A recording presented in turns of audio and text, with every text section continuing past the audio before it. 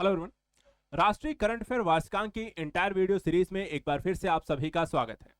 आज का हमारा टॉपिक होने जा रहा है आर्थिक परिदृश्य, जिसमें ट्रेड, व्यापार, सरकार की पॉलिसी, योजनाएं, अंतर्राष्ट्रीय टैरिफ विवाद से लेकर के बजट और इकोनॉमिक सर्वे जैसे टॉपिक्स को स्टडी किया जाता है। परीक्षा के दृष्टिकोण से लगातार इंपॉर्टेंट है और इससे संबंधित यहाँ पे जानकारी हर सभी को यहाँ पर होनी चाहिए कि प्रारंभिक परीक्षा और मुख्य परीक्षा में आर्थिक परिदृश्य को लेकर के किस तरीके के प्रश्न आते हैं। लेकिन ये तैयारी कैसे की जाए कि दोनों ही परीक्षा को हम यहाँ पर एक ही टॉपिक को बेहतर ढंग से तैयार कर पाएं, और इसीलिए हमने डिजाइन किया है मास्टर करंट अफेयर्स की बुक। इस बुक के माध्यम से आप सभी यहाँ पर प्रारंभिक और मुख्य दोनों परीक्षा की तैयारी कर सकते हैं। मास्टर करंट अफेयर्स का पार्ट 2 है ये, और इस बुक में आपको सभी यहाँ पर आर्थिक परिदृश्य, वैज्ञानिक परिदृश्य, पर्यावरणीय परिदृश्य, बजट है, इकोनॉमी सर्वे है, आंतरिक सुरक्षा है, आपदा प्रबंधन है, रक्षा सैन्य अभ्यास है, ऐसे सभी टॉपिक्स यहाँ पर पार्ट 2 में आपको मिलेंगे। ये बुक आपको मंगा सकते हैं आप 9115269799 नंबर पे कॉल करके, या फिर आप आजाद एकेडमी लर्निंग ऐप पर जाकर के वहां पर आप ई-पीडीएफ भी प्राप्त कर सकते हैं, जिसकी हार्ड कॉपी लेकर के आपको अपने पास रखनी है। ये बुक, ये ईडी या ई-पीडीएफ जो है, इसका यूज कैसे करना है, जैसा मैं आप सभी को बताता हूं कि हम इंटायर वीडियो सीरीज जो पढ़ेंगे उसमें क्या इंपॉर्टेंट है, हर टॉपिक में कहां से प्रश्न बन सकते हैं, कौन से की पॉइंट हैं जो कि यहाँ पे प्रीलिम्स के दृष्टिकोण से जरूरी हैं, उनको हाईलाइट करना है। तो अगर आपके पास बुक रहेगी या आपके पास ई-पीडीएफ के आप हार्ड कॉपी निकलवा लेते हैं तो उससे आपको हाईलाइट करना आसान हो जाएगा। मेरे इस वीडियो को देखने के साथ साथ आप उन पॉइंट्स को भी मेरे साथ साथ हाईलाइट करिए, इससे प्रारंभिक परीक्षा की तैयारी अच्छी हो जाती है। वहीं मुख्य परीक्षा के दृष्टिकोण से इस बुक के होने से आपको जब भी विषयवार यहाँ पे चीजों को देखना है कि करंट में क्या रहा है, या फिर यहाँ पर जो करंट का क्वेश्चन टॉपिक यहाँ पे चर्चा का विषय है उसमें मुख्य परीक्षा कैसे प्रश्न बन रहे हैं, वो भी आपको इस बुक से यहाँ पर संभव है। तो 9115269799 नंबर पे कॉल करके इस बुक को यहाँ पर मंगा लीजिए और अपने पास रखिए प्रारंभिक और मुख्य परीक्षा की तैयारी के लिए। चलिए अब प्रारंभ करते हैं आप सभी के लिए यहाँ पे आर्थिक परिदृश्य का आज का अपना टॉपिक, और देखें क्या क्या जरूरी पहलू हैं हमारे इस टॉपिक में। सबसे पहले देखिए यहाँ पे आपका सॉरी जीएसटी सुधार को लेकर के है, जो कि चर्चा का विषय रहा। जीएसटी सुधार इसलिए भी क्योंकि सरकार के द्वारा 1 जुलाई 2017 को जब जीएसटी लाया गया था, 17 करों और 13 उपकरों को मिलाकर के एक यहाँ पे अप्रत्यक्ष करों को एकीकृत किया गया था, जिसे जीएसटी नाम दिया गया। अब 8 वर्षों के बाद लगातार जीएसटी सुधार किया जा रहा है। 2025 में जो सुधार किया गया उसे अगली पीढ़ी का जीएसटी सुधार कहा गया है। कुछ पॉइंट हैं जिनको आपको बुक या ई-पीडीएफ जो भी है उसमें आप हाईलाइट करते चलिएगा। 9115269799 नंबर पे कॉल करके बुक्स को अगर मंगा लेते हैं तो यहाँ पर इन पॉइंट्स को आप हाईलाइट कर लीजिएगा वीडियो को देख करके, ठीक है। नई दर संरचना क्या है, तो देखिए पहले जो 12, 28 और 28% की दरें थी, अब सिर्फ 5 और 18% की रह गई हैं, 12 और 28% की हटा दी गई है, पहली चीज। इसके अलावा एक 40% का यहाँ पर आपको स्लैब यहाँ पे बनाया गया है, एक ऐसा स्लैब जो कि उपकर की तरह भी आप कह सकते हैं काम कर रहा है। लग्जरी और हानिकारक जो वस्तुएं हैं उनको रखा गया है 40% में। कई ऐसे कह सकते हैं उत्पाद हैं जिनको शून्य कर घोषित किया गया है, जैसे दूध, पनीर, जीवन रक्षक दवाएं और बीमा, 0% जीएसटी रहेगी। कृषि लाभान्वित क्षेत्रों की बात करें तो ट्रैक्टर, टायर, सिंचाई उपकरण पर 5% लगेगा। एसएमए और एमएसएमई सेक्टर, स्टार्टअप को देखा जाए तो अगर कर कम लगेगा तो उनको यहाँ पे प्रोत्साहन ज्यादा मिलेगा, उत्पाद सस्ते होंगे, ज्यादा लोग खरीदेंगे और उसका व्यापार उससे बढ़ेगा। निर्माण क्षेत्र के लिए भी अच्छी चीजें हैं कि सीमेंट, ग्रेनाइट, संगमरमर जैसी चीजों को सस्ता किया गया है। उपभोक्ता वस्तुएं, जो नियो मिडिल क्लास है, गरीब वर्ग के लोग हैं, या फिर आपको मिडिल क्लास है जिनको ज्यादातर खर्च अगर हम देखें तो आपको ऐसी वस्तुओं पे जाता है, रोजमर्रा वाली चीजों पे आय कम है लेकिन यहाँ पे खर्च जाता है, तो उनके लिए भी जीएसटी से राहत मिलने से साबुन, शैम्पू, टूथपेस्ट, साइकिल जैसी चीजें यहाँ पे सस्ती हो जाने से उनको लाभ मिलेगा। इसके अलावा देखा जाए तो जो कर संरचना है उस पर अगर हम ध्यान दें तो 2017 में अगर हम देखें तो करीब 66.5% से बढ़ करके 1.51 करोड़ यहाँ पे पंजीकृत मतदाता हैं, या कह सकते हैं मतदाता कह रहे हैं कि जीएसटी यहाँ पे करदाता है, ठीक है। इसी पर एक क्वेश्चन बनाया गया है कि जीएसटी सुधार 2025 के अंतर्गत कितने मुख्य स्लैब बचे हुए हैं, तो 2 रह गए हैं, पहले यहाँ पर 4 हुआ करते थे।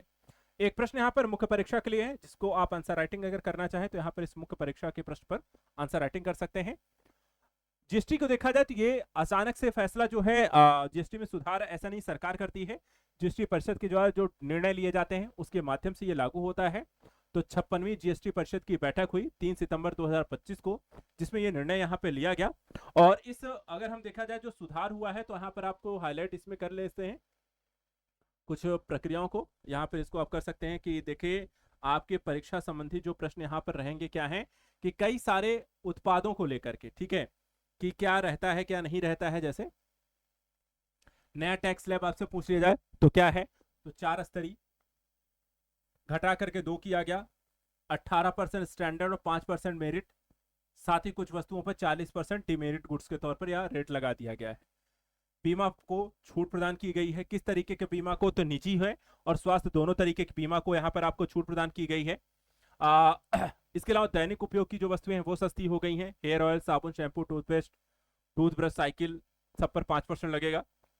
खाद्य पदार्थ पर जैसे कि दूध हो गया, छेना हो गया, पनीर हो गया, भारतीय ब्रेड हो गया, इस पर जीएसटी को शून्य कर दिया गया है। नमकीन हो गया, नूडल्स हो गए, कॉफी हो गए, मक्खन हो गया, घी हो गया, इस पर 5% हो गए। दवाएं और औषधियां देखें तो 33% जीवन रक्षक दवाएं जीएसटी शून्य हो गई है। अन्य दवाएं जो है उस पर 12% से घटा करके 5% किया गया है। चिकित्सा उपकरणों की बात करें तो यहां पर आप देखें तो उपकरण और किट पर 18% 12% जो लगा करता था उसमें भी काफी कुछ पर यहां पर हटा करके 5% कर दिया गया है। इसके अतिरिक्त सॉरी, वाहन और मशीनों की बात करते हैं तो ट्रैक्टर, कृषि उपकरण, बस, ट्रक, एम्बुलेंस, कार, मोटरसाइकिल पर जीएसटी जो है 28 और 12% अलग अलग उत्पादों पर थी। इसको भी कुछ पे 18% किया गया है, कुछ पे 5% किया गया है। निर्माण और उद्योग की बात करें तो यहाँ पर आपको जो जीएसटी 28 थी उसे 18% किया गया। उर्वरक रसायन पर 18 से 5% कर दिया गया। कपड़ा क्षेत्र में भी देखा जाए तो आपको धागे, हाथ से बने रेशे और मानव निर्मित धागों पर जो 18% और 12% था उससे घटा करके 5% किया गया है। इन्वर्टेड ड्यूटी संरचना समाधान किया गया है। होटल आवास पे देखा जाए जो जिम, सैलून, योग केंद्र थे उस पर भी यहाँ पर आपको 5% कर दिया गया है। तो जीएसटी में काफी कुछ यहाँ पर आपको राहत दी गई है। तो क्वेश्चन यहाँ पे बनता है कि ये बताइए कि 56वीं जीएसटी परिषद में बीमा पॉलिसियों को लेकर के क्या निर्णय लिया गया है। तो आंसर आपका हो जाएगा कि निजी जीवन और स्वास्थ्य जीवन बीमा पर आपको जीएसटी से छूट दी गई है।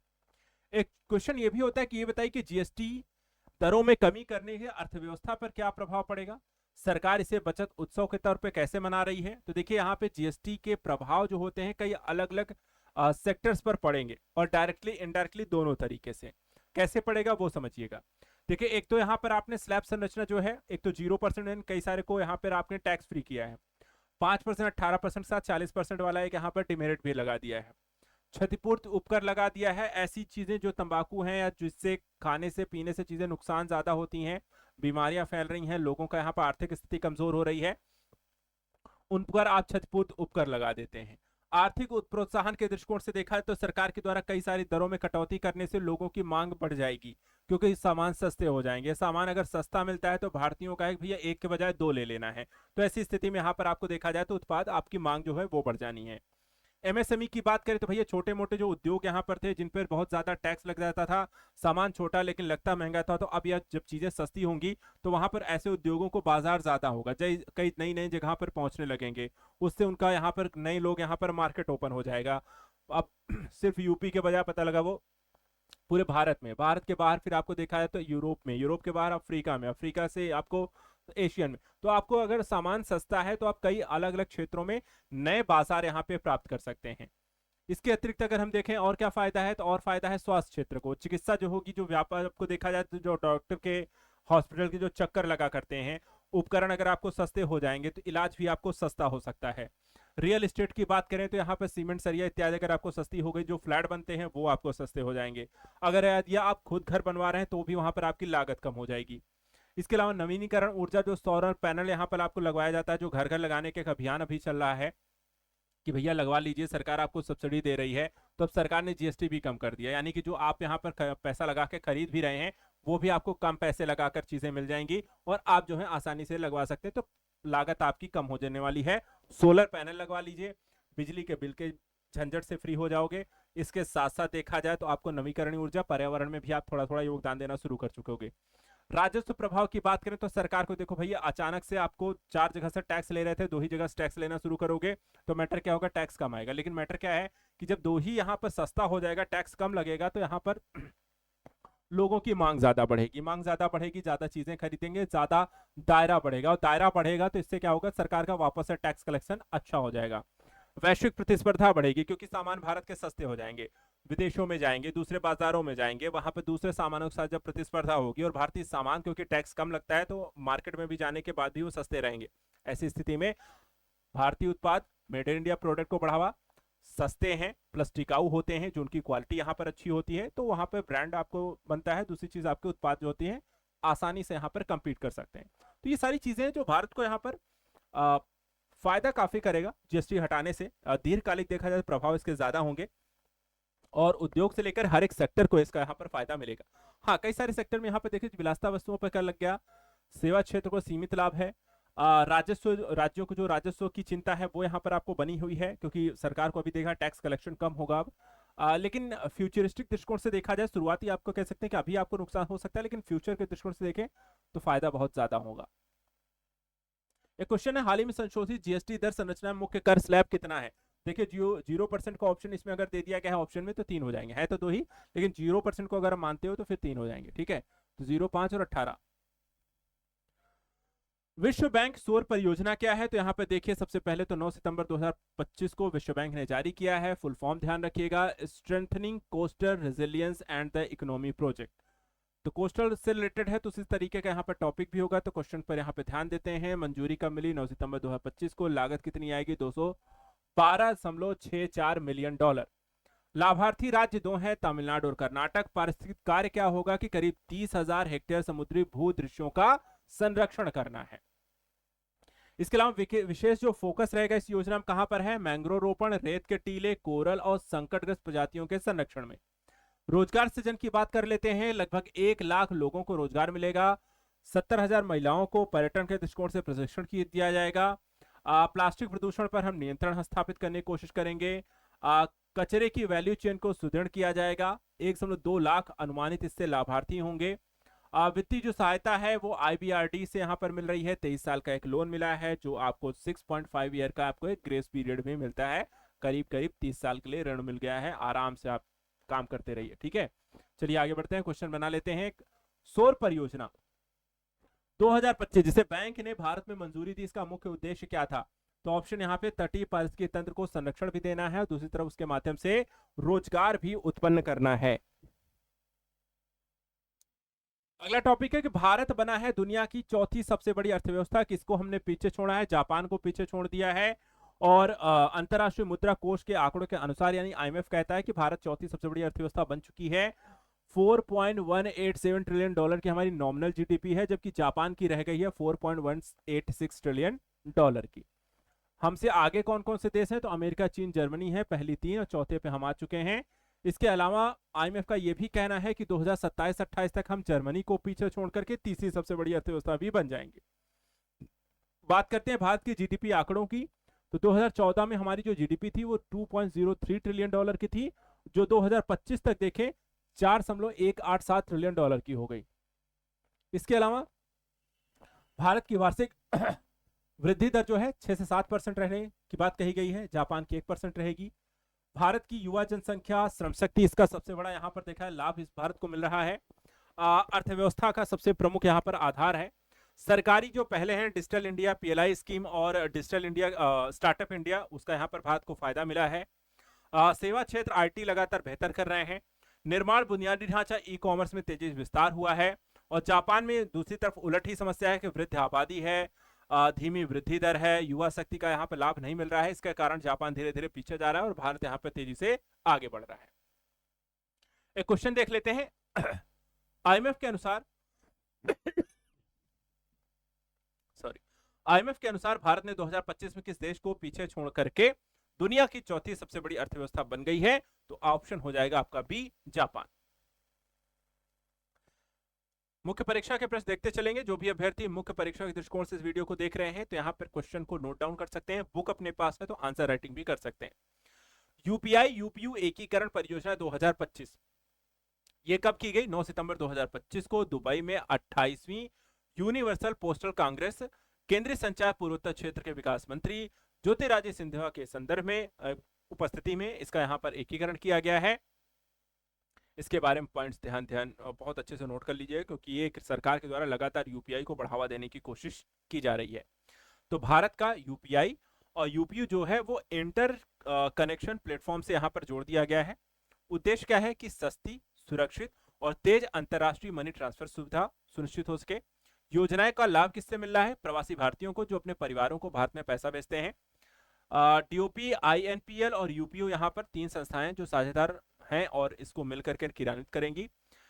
होगा क्या क्या, किस किस तरीके की सुविधाएं मिलेंगी? तो डिजिटल भुगतान, ई कॉमर्स, फिनटेक, नवाचार को प्रोत्साहन मिलेगा। भारत ने वैश्विक सहयोग है तो 10 मिलियन अमेरिकी डॉलर का यहाँ पर योगदान देने की बात कही गई है। इसमें इंडिया पोस्ट पेमेंट बैंक जो आईपीपीबी है और जनधन खातों को सीधा यहाँ पर इससे लाभ सुनिश्चित होगा। 560 मिलियन से अधिक खाते यहाँ पर इसमें हैं। डाक विभाग की बात करें तो उसने करीब 900 मिलियन पत्र और पार्सल वितरित किए हैं पिछले साल, जिसके कारण वहां पर उसकी एक कह सकते हैं कि एक ब्रांड अपने स्तर पर उसने अपना कार्य करके दिखाया हुआ है। परियोजना का जो लाभ है कि वैश्विक हमें डिजिटल भुगतान हेतु नेतृत्व प्रदान करना है। तो भारत लगातार यूपीआई को पुश इसलिए भी दे रहा है कि वैश्विक स्तर पे भारत का अपना एक पेमेंट सिस्टम गेटवे हो, जिसका वैश्विक स्तर पर प्रयोग हो रहा हो और वो डॉलर इत्यादि को भी बाईपास करने में सक्षम हो।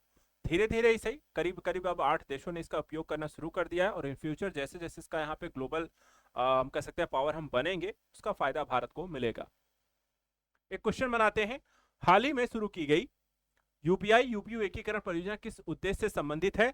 सस्ती, सुरक्षित और तेज अंतरराष्ट्रीय मनी ट्रांसफर सुविधा है। तो ध्यान रखना इसको। अगला टॉपिक देखते हैं, अगला क्वेश्चन यहाँ पे देखते हैं, बायो ई3 नीति की पहली वर्षगांठ देखा जाए तो शुरुआत कब की गई थी? 2024 में, 2025 में इसके हो गए हैं 1 साल। अब इस नीति से संदर्भित कुछ प्रमुख पहलू। आयोजन स्थल कहां था? तो अंतरराष्ट्रीय अनुवांशिक अभियांत्रिकी जैव प्रौद्योगिकी केंद्र नई दिल्ली। आयोजन का उद्देश्य क्या था? कि कृषि और स्वच्छ ऊर्जा नवाचारों को प्रयोगशाला से बाजार तक पहुंचाने की प्रक्रिया। मुख्य विषय क्या था? तो जलवायु अनुकूलन, कृषि और स्वच्छ ऊर्जा के संस्थान और उद्योगों का संरक्षण। सहयोगी संस्थान कौन कौन सी थी इसमें? तो नाबी थी, एनआईपीजीआर है, एनआईएबी है, आईपीएफटी है और आरसीबी है। इस नीति का लक्ष्य क्या है बायो एनर्जी वाला? तो भारत की जैव अर्थव्यवस्था को अगले स्तर तक ले जाना है, नवाचार, स्थिरता, समावेशी विकास को बढ़ावा देना है, रोजगार सृजन करना है, पर्यावरण योगदान जो है 2070 तक हमें नेट कार्बन जीरो का लक्ष्य प्राप्त करना है और कृषि लाभ, जैव उर्वरक, क्लाइमेट स्मार्ट खेती को यहाँ पर बढ़ावा देना है, बायो पेस्टिसाइड्स को डेवलप करना है और ऊर्जा लाभ है कि स्वच्छ ऊर्जा का निर्माण करना है। क्वेश्चन देख लेते हैं, बायो ई3 नीति का उद्देश्य क्या है? तो आंसर है जैव विविधता जैव प्रौद्योगिकी आधारित आर्थिक, पर्यावरणीय और रोजगार वृद्धि को लेकर के भारत सरकार के द्वारा शुरू की गई पहल। एक और टॉपिक जो काफी चर्चा का विषय रहता है, आरबीआई की मॉनेटरी पॉलिसी। ये बहुत चर्चा का विषय है, इसलिए इसको अच्छे से पढ़ के जाइएगा, अच्छे से रिवाइज करके जाइएगा, मल्टीपल टाइम यहाँ पर क्वेश्चन बनता है। तो सबसे पहले देखिए, आरबीआई की मौद्रिक नीति की जो बैठक थी समिति की, वो 56वीं बैठक थी। कब से कब तक थी? तो यहाँ पे 4 से 6 अगस्त 2025 को हुई है। ठीक है। मौद्रिक नीति समिति यहाँ पे जो गवर्नर है वो संजय मल्होत्रा के द्वारा इनकी यहाँ पर अध्यक्षता की गई है। इसमें क्या क्या यहाँ पे परिवर्तन किया गया है, नहीं किया गया है, क्या इंपॉर्टेंट पहलू है, उस पर ध्यान देते हैं। सबसे पहले देखिए, जो रेपो रेट है वो 5.50% पर स्थिर रखी गई है, कोई बदलाव नहीं किया गया है। एसडीएफ जो दर है 5.25% है। एमएसएफ जो है, जिसे हम बैंक दर भी कहते हैं, वो 5.75% है। तो उद्देश्य क्या है? मुद्रास्फीति को नियंत्रित करना, सीपीआई को 4% के दायरे में रखना है, ±2% हो सकता है, यानी कि 2 से 6% के बीच में। जीडीपी की बात करता है कि भारत की जो जीडीपी रहने वाली है वो 6.5% तक रह सकती है, उसकी ग्रोथ रेट। सीपीआई मुद्रास्फीति का जो अनुमान बताया गया है कि 3.1% तक रहने वाला है। इसके अलावा अगर हम देखें तो वैश्विक जो परिदृश्य में आईएमएफ ने वृद्धि अनुमान जो है घटाया है, डिसइन्फ्लेशन की रफ्तार धीमी की है, वैश्विक व्यापार में तनाव और टैरिफ बदलाव इसका यहाँ पे चिंता का विषय भी बताया है। घरेलू अर्थव्यवस्था के बारे में कहा गया है कि निजी खपत, पूंजी निवेश में मजबूती हुई है, सरकार का पूंजीगत व्यय से यहाँ पर सहारा मिला है। कृषि क्षेत्र जो है वो मानसून यहाँ पर सामान्य रहा है, बुआई यहाँ पर अच्छी हुई है। सेवा क्षेत्र के बारे में कहा गया है कि निर्माण और व्यापार प्रदर्शन अच्छा कर रहे हैं। जोखिम यह है कि मौसम बदल सकता है, वैश्विक कारक बदल सकते हैं और व्यापार में यहाँ पर विवाद हो सकता है, तो उससे यहाँ पर चीजें बदल सकती हैं, लेकिन फिलहाल चीजें अच्छी चल रही हैं। बाकी आपको कुछ चीजें हैं जो बेसिक फैक्ट के तौर पर यहाँ पर कुछ थ्योरी और फैक्चुअल यहाँ पे स्टैटिक जीके ध्यान रखना है। रेपो दर देखा है अपरिवर्तित रही है, अपरिवर्तित रही है, 5.5% ही रही है। अन्य दरें जो है एसडीएफ 5.25% जो कि रेपो रेट से कम है। एमएसएफ जो है रेपो रेट से ज्यादा है, कितना? 0.25%। रिवर्स रेपो रेट कितनी रही है 3.35, सीआरआर कितनी रही है 4%, एसएलआर कितनी रही है 18%। तो ये चीज आपको ध्यान रखना है। जीडीपी का कितना अनुमान बताया 6.5%, मुद्रास्फीति खुदरा महंगाई कितनी है 3.7%। और रेपो रेट क्या है जिसपे आरबीआई जो है बैंकों को जो है ऋण देता है। और रिवर्स रेपो रेट क्या है जब आरबीआई जो है बैंकों से ऋण लेता है। सीआरआर क्या है जो बैंकों के द्वारा कुछ जमा राशि जो है आरबीआई के पास रखी जाती है, उसे हम सीआरआर कहते हैं। तो ये तो जानकारी हो गई। एक क्वेश्चन बनाते हैं कि बताइए भारतीय रिजर्व बैंक की मौद्रिक नीति समिति का मुख्य लक्ष्य क्या है। तो आंसर क्या हो जाएगा सी, मुद्रास्फीति को नियंत्रित भी करना है और आर्थिक वृद्धि को समर्थन भी देना है। अगला है विश्व का 5वां सबसे बड़ा विमानन बाजार भी भारत बन गया है। तो एक और इंपॉर्टेंट फैक्ट है जो आप सभी को यहाँ पर ध्यान रखना है, हमने पीछे किसको छोड़ा है, तो यहाँ पर देखिए जापान, यहाँ भी भारत ने जापान को ही पीछे छोड़ा है। तो इसको यहाँ पर हम देख लेते हैं, हमने जापान को पीछे छोड़ के 5वें सबसे बड़े विमानन बाजार बन चुके हैं। बात करते हैं कुछ इंपॉर्टेंट एस्पेक्ट की। सबसे पहली चीज तो भारत का जो प्रदर्शन रहा है, भारत में 211 मिलियन यात्री हवाई यात्री यहाँ पर आए, 11.1% की वृद्धि दर्ज की गई। जापान से हम आगे निकले जहां 18.205 मिलियन यात्री ट्रेवल करते हैं और 18.6% की यहाँ पे वृद्धि देखी गई। भारत का जो सबसे व्यस्ततम रूट रहा वो है मुंबई टू दिल्ली, जहां 5.9 मिलियन यात्रियों के साथ विश्व के 10 सबसे व्यस्त रूट्स में हम 7वें स्थान पे थे। वैश्विक स्थिति की बात करें तो अमेरिका पहले पे है, 876 मिलियन यात्री हैं, चीन 741 मिलियन, ब्रिटेन 261, स्पेन 241 और भारत 211 मिलियन। वहीं अगर आपसे पूछा जाए कि विश्व का सबसे व्यस्त रूट कौन सा है, तो दक्षिण कोरिया का जेजू टू सियोल रूट है जो 13.2 मिलियन यात्रियों के साथ शीर्ष पर है। बात करते हैं वित्त वर्ष 2024-25 में रक्षा उत्पादन में निजी क्षेत्र की हिस्सेदारी के बारे में। ठीक है, अब यहां पर देखिए भारत सरकार के द्वारा 2024-25 में कुल रक्षा उत्पादन में निजी क्षेत्र की हिस्सेदारी आपको 22.56% हो गई, यानी कि वृद्धि देखने को मिल रही है 2016-17 के बाद सबसे ज्यादा। डेटा क्या बताता है कि कुल हमारा जो रक्षा उत्पादन है वो है 1,50,590 करोड़ का। योगदान कितना है, तो 33,979 करोड़ का, करीब 22.56%। 2016-17 में कितना था, तो 19% के बाद ये सबसे ज्यादा है। रक्षा क्षेत्र की निजी निवेश हेतु 2016-17 में ही खोला गया था और अब से यहाँ पर लगातार वृद्धि है, सबसे ज्यादा लेकिन 2016-17, उसके बाद अब हो रही है। डीपीएसयू यानी कि रक्षा सार्वजनिक उपक्रम का योगदान कितना है, 57.50। भारतीय ऑर्डिनेंस जो फैक्ट्रियों का योगदान है 14.49%। गैर रक्षा सार्वजनिक क्षेत्र के उपक्रमों का योगदान है 5.4%। निजी क्षेत्र की जो वृद्धि है वो लगातार तीसरे वर्ष देखने को मिली है।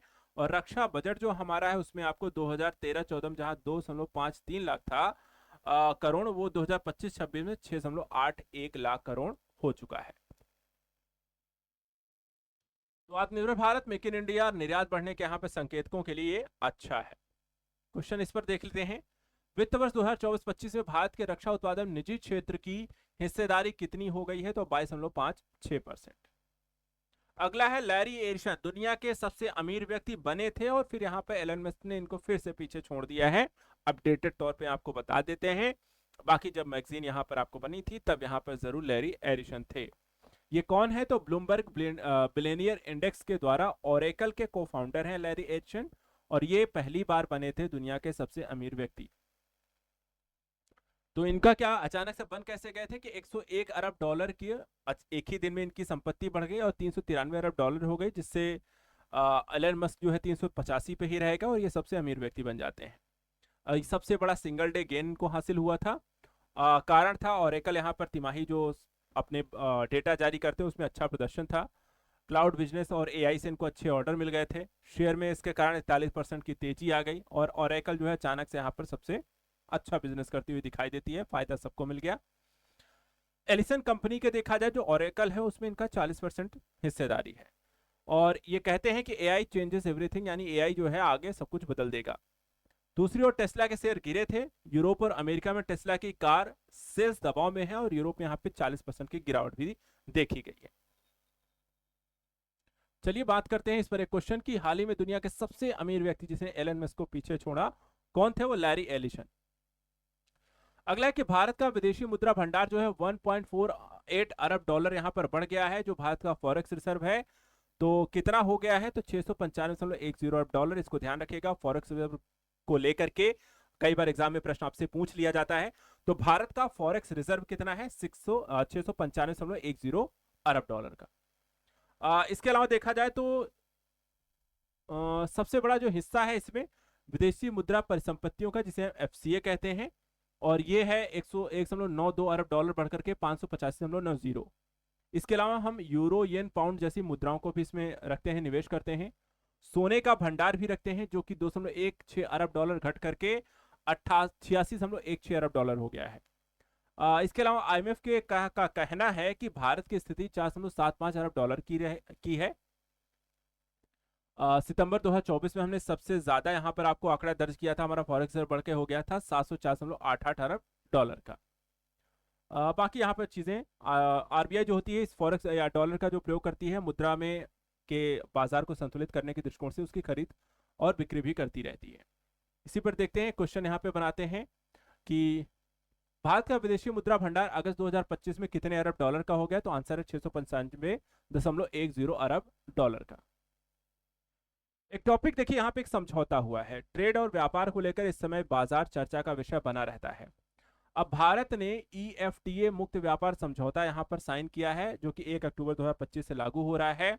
तो इसमें यहाँ पे ध्यान दीजिएगा, भारत और ईएफटीए जो समझौता है 1 अक्टूबर 2025 से लागू होगा। ईएफटीए जो सदस्य हैं इसमें 4 देश आते हैं। कौन कौन से हैं? तो आइसलैंड, नॉर्वे, स्विट्जरलैंड और लिंकनस्टीन। स्थापना कब हुई थी ईएफटीए की? तो 1960 में स्टॉकहोम कन्वेंशन के तहत। कुल निवेश कितनी कही गई है ईएफटीए के द्वारा? कि उन्होंने कहा कि हम भारत में 100 बिलियन डॉलर का अगले 15 वर्षों में निवेश करेंगे। किन क्षेत्रों में निवेश करेंगे? तो यहाँ पे फार्मास्यूटिकल, मशीनरी, घड़ियां, चॉकलेट, प्रसंस्कृत उत्पाद। 1 मिलियन कहा गया कि प्रत्यक्ष नौकरियां भी हम सृजित करेंगे। इसके अलावा जो स्विट्जरलैंड है उसे भारत ने स्विट्जरलैंड को अपने निर्यात के 94.7% उत्पादों तक पहुंच प्रदान की है। स्विस घड़ियां, चॉकलेट, पॉलिश, हीरे शुल्क यहाँ पर आपको धीरे धीरे कम किया जाएगा, फिर उन्हें समाप्त किया जाएगा। इसके अलावा पर्यावरण, श्रम अधिकार, मानवाधिकारों की कानूनी गारंटी इसमें प्रदान की गई है, और भारत की व्यापार नीति को सतत विकास लक्ष्यों के साथ जोड़ करके इसे देखा जाएगा। इसी पर देखें, क्वेश्चन है भारत ईएफटीए मुक्त व्यापार समझौता कब से प्रभावी होगा? तो 1 अक्टूबर 2025 से। अगला टॉपिक है जियो पेमेंट्स बैंक। सेविंग्स प्रो को लेकर के ये चर्चा का विषय यहां पर है। क्यों है? देखिए, यहाँ पे जियो पेमेंट्स बैंक जो है वो जल्दी ही खाते में पड़ी निष्क्रिय नकदी को स्वचालित रूप से ओवरनाइट म्यूचुअल फंड यानी एमएफ में निवेश करेगा, और उसका उद्देश्य है कि ग्राहकों को पारंपरिक बचत खाते से अधिक रिटर्न दिलाना। उत्पाद का नाम रखा गया है सेविंग्स प्रो। लॉन्चर है जियो पेमेंट्स बैंक। इसको यहाँ पे थोड़ा सा हाईलाइट भी कर लीजिएगा सभी अभ्यर्थी, यहाँ पे थोड़ा सा, क्योंकि ये थोड़ा सा अलग एक कॉन्सेप्ट लेकर आ रहे हैं। आपके पैसे को बिना आपकी अनुमति के ही यहाँ पर देखा जाए तो एक तरीके से निवेश करने की शायद ये प्रक्रिया है। तो लॉन्चर है जियो पेमेंट्स बैंक। फाइनेंशियल सर्विस के एमडी सीईओ हितेश सेठिया की घोषणा है। तंत्र कैसा है? खाते की निष्क्रिय नकदी को, जो उसका आप यूज नहीं कर रहे हैं, पड़ा ही हुआ है, तो ऐसा जो पैसा है वो क्या करेंगे? वो स्वचालित निवेश में डाल दिया जाएगा। लाभ क्या है कि आपको उस पैसे से जिसका आप कोई यूज नहीं कर रहे हैं उस पर कितना रिटर्न आपको मिल रहा है, रिलायंस वाले उठा करके आपका निवेश कर देंगे, जो रिटर्न उनको मिलेगा उसका कुछ हिस्सा आपको भी मिल जाएगा, और इस तरीके से यहाँ पर आपका पैसा जो 1%, 2%, 4% मिल रहा था, हो सकता है 10, 15, 15% फायदा भी आपको मिल जाए। सुरक्षा क्या है? बचत खाते जैसी सुरक्षा प्लस बेहतर यहाँ पर रिटर्न देने की यहाँ पर बात की गई है। और ग्राहकों के लिए सुविधा है कि निवेश निकासी की सुविधा, जटिलता से आप मुक्त रहेंगे। ग्राहकों की निष्क्रिय नकदी को आय के यहाँ पर बढ़ाने के स्रोत के तौर पर यूज कर दिया जाएगा, और भारत में अपनी तरह का यह पहला नवाचार होगा, और वित्तीय समावेशन और डिजिटल बैंकिंग में यहाँ पर एक बड़ा कदम के रूप में से देखा जाएगा। इसके अलावा अगर देखा जाए तो क्वेश्चन बनता है कि भारत का पहला ऐसा बचत खाता जो निष्क्रिय नकदी को स्वचालित रूप से ओवरनाइट म्यूचुअल फंड में निवेश करेगा, किस बैंक के द्वारा लॉन्च किया जा रहा है? तो जियो पेमेंट्स बैंक के द्वारा। चले आते हैं कैसे ही क्वेश्चन है एक्सिम पे को लेकर के। आरबीआई जो है cross border payment aggregator licence को डेवलप कर रही है, और आरबीआई ने इसे यहाँ पे लाइसेंस जो है फिनटेक कंपनी एक्सिम पे को दिया हुआ है। इससे एशिया व्यापार गलियारे में डिजिटल लेन देन और ई कॉमर्स को यहाँ पर बढ़ावा देने की बात की गई है। इसमें अगर हम देखें जो लाइसेंस आपको एक्सिम पे को दिया जा रहा है, सूक्ष्म लघु मध्यम उद्योगों के लिए भुगतान प्रक्रियाओं को ये सरल बनाएगा। व्यापार कहाँ करेगा? तो भारत एशिया प्रशांत क्षेत्र में। और एशियाई बाजारों के बीच। लेन देन कैसा रहेगा, तो यहाँ पर आप देखें तो $450 मिलियन से अधिक क्रॉस बॉर्डर का लेन देन को प्रोसेस करेगा। नियामकीय मानक क्या रहेंगे, तो डेटा सुरक्षा, निगरानी, पूंजी आवश्यकताओं को पूरा करने के बाद ही मंजूरी मिली है। प्रतिस्पर्धा किससे है, तो एक्जिम पे जो है पेपल, बिलडेस्क, अमेजन पे इंडिया जैसे खिलाड़ियों की सूची में अब शामिल हो गया है। विकास योजना क्या है कि जो फाइनेंशियल ईयर 26 है 10 गुना यहाँ पर वृद्धि का लक्ष्य रखा गया है। फंडिंग कितनी मिली है, तो 3.5 मिलियन की इक्विटी। एसएमई को यहाँ पे लाभ है, जटिल अंतर्राष्ट्रीय भुगतान प्रक्रिया उनके लिए सरल हो जाएंगी। निर्यातकों और निर्माताओं को इसको सीधा यहाँ पे लाभ मिलेगा। डिजिटल जो पारिस्थितिकी तंत्र है यहाँ पर देखें तो भारत को वैश्विक डिजिटल भुगतान तंत्र में यहाँ पर आपको एक पहचान दिलाएगा, उस ढांचे में शामिल करेगा और अंतर्राष्ट्रीय खिलाड़ी के तौर पर प्रेजेंट करेगा। क्वेश्चन यहाँ पे देख लेते हैं, हाल ही में आरबीआई ने किस फिनटेक कंपनी को cross border payment aggregator licence यहाँ पे प्रदान किया है, तो आंसर यहाँ आपका रहेगा एक्सिम पे। अगला है आयकर अधिनियम 2025, कर संरचना का एक नए स्वरूप को डेवलप किया गया है। और ये कैसे हुआ है, तो भारत में आयकर अधिनियम 1961 जो पिछले 6 दशकों से लागू था, उसको यहाँ पर देखा जाए तो संशोधित किया गया है और नया यहाँ पे आयकर अधिनियम 2025 को पारित किया गया है। इसमें क्या क्या परिवर्तन लाया गया है, क्या कुछ नया है, उस बिंदुओं पर ध्यान देंगे। सबसे पहले कर वर्ष की अवधारणा को वित्त वर्ष और आकलन वर्ष में बदला गया। सरलीकरण की धाराओं और अध्यायों को कम किया गया है। सरल भाषा का प्रयोग किया गया है। टीडीएस प्रावधानों का एकीकरण करके प्रावधान जो धारा है 393 में समाहित किया गया है। डिजिटल अनुपालन होगा, यानी कि फेसलेस मूल्यांकन, डिजिटल फर्स्ट यहाँ पर प्रक्रिया होगी। एनफोर्समेंट, वर्चुअल डिजिटल परिसंपत्तियों पे कराधान लगेगा, चाहे वो क्रिप्टो करेंसी हो, डिजिटल लेजर हो। छूट कटौती का तर्क संगतकरण, यानी कि आवश्यक प्रोत्साहनों को रखा गया है। विवाद समाधान करने की यहाँ पर कोशिश रहेगी। नया करदाता और अनुकूल पारिस्थितिकी तंत्रों को यहाँ पर विकसित इसमें किया जाएगा। इसके अतिरिक्त वैश्विक मानक के अनुरूप जैसे कि ब्रिटेन और ऑस्ट्रेलिया में जैसे देशों की सर्वोत्तम प्रथाओं को भी शामिल करने की बात की गई है। सरकार को नई योजनाओं को लागू करने का अधिकार धारा 532 के तहत, और प्रशासनिक बोझ में यहाँ पर आपको कमी लाने का एक प्रयास है। तो इस आयकर अधिनियम में जो बदलाव आए हैं उसको यहाँ पर ध्यान रखना है। इस पर एक क्वेश्चन देख लेते हैं, आयकर अधिनियम 2025 के तहत कर वर्ष का यहाँ पे तात्पर्य क्या रहेगा, तो वित्त वर्ष यानी कि 1 अप्रैल से लेकर के 31 मार्च तक। अगला यहाँ पे देखिए, राष्ट्रीय बायो फाउंड्री नेटवर्क और बायो इकोनॉमी को लेकर के थोड़ा सा टॉपिक चर्चा का विषय है। क्या है ये, इसके बारे में थोड़ा देखते हैं। तो भारत सरकार ने बायो ई3 नीति 2024 को 1 वर्ष पूरे होने के संदर्भ में राष्ट्रीय बायो फाउंड्री नेटवर्क यहाँ पे लॉन्च किया है, और इसका उद्देश्य है कि नवाचारों को उद्योग और नवाचारों के एक साथ जोड़ना, और बायो इकोनॉमी को 2030 तक हमें 300 अरब डॉलर तक बढ़ाना है। इसमें क्या क्या चीजें होने वाली हैं, तो सबसे पहले देखिए तो एक नेटवर्क यहाँ पे 6 प्रमुख संस्थाओं को जोड़ करके इसमें बनाया जाएगा, जो जैव निर्माण और नवाचारों से जुड़े हों। बायो इकोनॉमी के तहत जैव संसाधनों का उत्पादन किया जाएगा और संरक्षण उपयोग को टिकाऊ अर्थव्यवस्था के साथ लिंकअप किया जाएगा। बायो इकोनॉमी की बात करें तो 2014 में ये 10 अरब डॉलर थी, 2024 में 165 में 7 अरब डॉलर है, 2030 तक से 300 अरब डॉलर तक करने का लक्ष्य है। कृषि क्षेत्र में जैव उर्वरक, बायो पेस्टिसाइड, क्लाइमेट स्मार्ट फसलें, बायो फोर्टिफिकेशन से उत्पादन को बढ़ाना है। ऊर्जा सुरक्षा के दृष्टिकोण से देखा जाए तो इसमें इथेनॉल मिश्रण 20% तक पहुंचना है। 1.36 लाख करोड़ रुपए की विदेशी मुद्रा की यहां पर बचत होगी। स्टार्टअप इकोसिस्टम की बात करें तो 10,000 प्लस बायोटेक स्टार्टअप और 95 प्लस बायो इंक्यूबेशन सेंटर और बिराग जैसी यहां पर आपको इसमें पहले शामिल होंगी। बायो ई3 नीति जो है AI hub, bio foundry, bio manufacturing और जैसी प्रौद्योगिकी के व्यवसायीकरण को भी इसमें शामिल करेंगे। किन किन क्षेत्रों में इसका प्रयोग किया जाएगा, तो वैक्सीन, डीएनए टीका, जेनरिक दवाएं, जैव कृषि, बायो एनर्जी।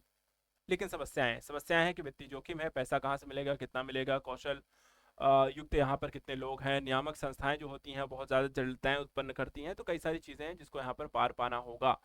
फिर भी यहाँ पर एक क्वेश्चन देख लेते हैं कि हाल ही में चर्चा में रहा बायो फाउंड्री नेटवर्क किस क्षेत्र से संबंधित है, तो आंसर बताना है जैव विनिर्माण और बायो इकोनॉमी।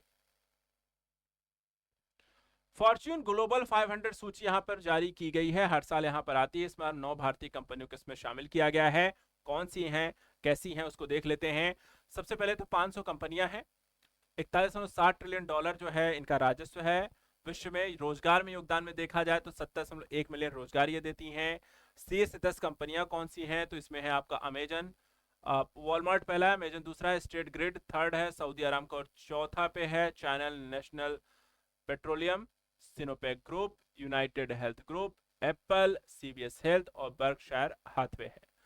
भारतीय कंपनियां कौन सी हैं? सबसे टॉप पर रही है Reliance industry 88, LIC 95, इंडोराल 127, SBI 163, ONGC 181, HDFC bank 258, Tata Motors 283 और बीपीसीएल 285 और आईसीआईसीआई बैंक 464। अगला है पीएम स्वनिधि योजना का पुनर्गठन हुआ है। योजनाएं काफी इंपॉर्टेंट है, इकोनॉमी पढ़ रहे हो तो बिना योजनाएं के पूरा नहीं होता, इसलिए योजनाएं जरूर पढ़ के जाना है। पहली योजना यहाँ पे देखिए, कोविड 19 के महामारी के दौरान जो रेहड़ी पटरी वाले थे जो प्रभावित हुए से 1 जून 2020 को यहाँ पे पीएम स्वनिधि योजना की घोषणा की गई थी। 2030 तक इसे विस्तारित कर दिया गया है। लाभार्थियों की संख्या और ऋण सुविधाओं में भी वृद्धि की गई है। कैबिनेट की इसको मंजूरी मिल चुकी है। कुल परिव्यय इसमें कितना आएगा? 7,332 करोड़ आएगा। क्रियान्वयन एजेंसी कौन है? तो आवास एवं शहरी कार्य मंत्रालय और वित्तीय सेवा विभाग। ऋण का प्रावधान क्या है? तो पहली किस्त 10,000, फिर 15,000, दूसरी किस्त में 20 से 25,000, तीसरी किस्त जो होती है 50,000 अपरिवर्तित रहेगी। तो 10 से 15 कर दिया गया है, 20 से 25 कर दिया गया और 50,000 यहाँ पे पहले से रहेगी। इसको UPI linked RuPay credit card लाभार्थियों को आकस्मिक आवश्यकताओं हेतु तुरंत ऋण उपलब्ध कराने हेतु यहाँ पर इसमें सुविधा है। और डिजिटल कैशबैक प्रोत्साहन भी है करीब यहाँ पर 1,600 का। लाभार्थी जो संख्या है वो 50 लाख नए लाभार्थी सहित 1.15 करोड़। भौगोलिक विस्तार वैधानिक कस्बों से बढ़कर के जनगणना कस्बों और अर्धशहरी क्षेत्रों तक रहेगा। उपलब्धि जुलाई 2025 तक 96 लाख ऋण, 13,797 करोड़ वितरित। और प्रधानमंत्री लोक प्रशासन उत्कृष्टता पुरस्कार 2023 और डिजिटल परिवर्तन हेतु रजत पुरस्कार 2022 में यहाँ पर इसे मिला है। क्वेश्चन है पीएम स्वनिधि योजना की पुनर्गठित पहली ऋण किस्त कितनी कर दी गई है? तो पहले 10 थी, अब 15 कर दी गई है। अगला देखते हैं दूसरा, इंडिया मिडटेक एक्सपो 2025 4 से 6 सितंबर 2025 को इसका आयोजन होता है दिल्ली के मंडपम, भारत मंडपम में, प्रगति मैदान में। ये दूसरा इंडिया मिडटेक एक्सपो 2025 का आयोजन किया गया है। मुख्य विषय क्या था? तो वैश्विक मिडटेक विनिर्माण केंद्र के तौर पे भारत को विकसित करना, किफायती समाधान प्रस्तुत करना। कौन कौन सी यहाँ पे संस्थाएं थी? तो औषध विभाग, वाणिज्य उद्योग मंत्रालय, ईपीसीएमडी और सीडीएससीओ के सहयोग से भारत स्वास्थ्य 2025 पहल के हिस्से के तौर पे इसे उद्घाटन किया गया केंद्रीय मंत्री जगत राज नड्डा के द्वारा। जितेंद्र प्रसाद यहाँ पर, जो कि आपको अलग अलग विभागों के मंत्रालय गण हैं। प्रदर्शनी में कौन कौन शामिल था? तो एमएसएमई, स्टार्टअप, अनुसंधान संस्थान, राज्य मंडप, सरकारी पहलें, भविष्य के नवाचार मंडप। भारत की स्थिति की बात करें तो हम मेडिकल डिवाइस सेक्टर का बाजार 15 अरब डॉलर 2030 तक 30 अरब डॉलर होने का अनुमान इसमें जताया गया है। तो लगातार मेडिकल सेक्टर में देखा जाए तो एक ग्रोथ के तौर पे यहाँ पर बाजार आपको दिखता है। रणनीतिक महत्व अगर आपकी बात करें तो करीब 800 प्लस मेडटेक स्टार्टअप्स डेवलप हो रहे हैं। इस क्षेत्र में लगातार R&D बेहतर है, बढ़ते मैन्युफैक्चरिंग बेस आपको देखने को मिलते हैं और इसके कारण भारत वैश्विक नवाचार निर्यात हब के रूप में स्थापित हो रहा है। इसके अलावा यह एक्सपो भारत की स्वास्थ्य प्रौद्योगिकी निर्भरता और मिडटेक निर्यात की क्षमता को भी रेखांकित करता हुआ दिखाई देता है। ठीक है, तो कैसे यहाँ पर अगर हम देखें तो इसमें देखें 27 अगस्त 2025 को पंजाब नेशनल बैंक नई दिल्ली में अपनी पहली स्टार्टअप केंद्रित शाखा का उद्घाटन किया। ठीक है, अब इसमें देखा उद्घाटन जो है एसटीपीआई के महानिदेशक कौन है? अरविंद कुमार हैं। पीएनबी के एमडी और सीईओ कौन है? अशोक चंद्रा है। इन दोनों के द्वारा किया गया। उद्देश्य क्या है कि जो नए नए उद्यम आ रहे हैं नवाचार इत्यादि के क्षेत्र में उनको बढ़ावा देना है, स्टार्टअप्स के लिए खासकर बैंकिंग समाधान उपलब्ध कराना है।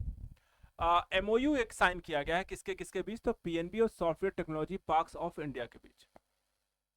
लाभ क्या है? तो एसटीपीआई इंक्यूबेटेड ग्रेजुएट स्टार्टअप्स को बैंक की स्टार्टअप केंद्रित योजनाओं वित्तीय उत्पादों तक आसान पहुंच मिलेगी। महत्व क्या है? भारत में स्टार्टअप इकोसिस्टम को वित्तीय रूप से सशक्त बनाने की दिशा में एक बड़े कदम के तौर पर इसे देखा जा रहा है। इसके बाद वित्तीय समावेशन सूचकांक 2025 आया।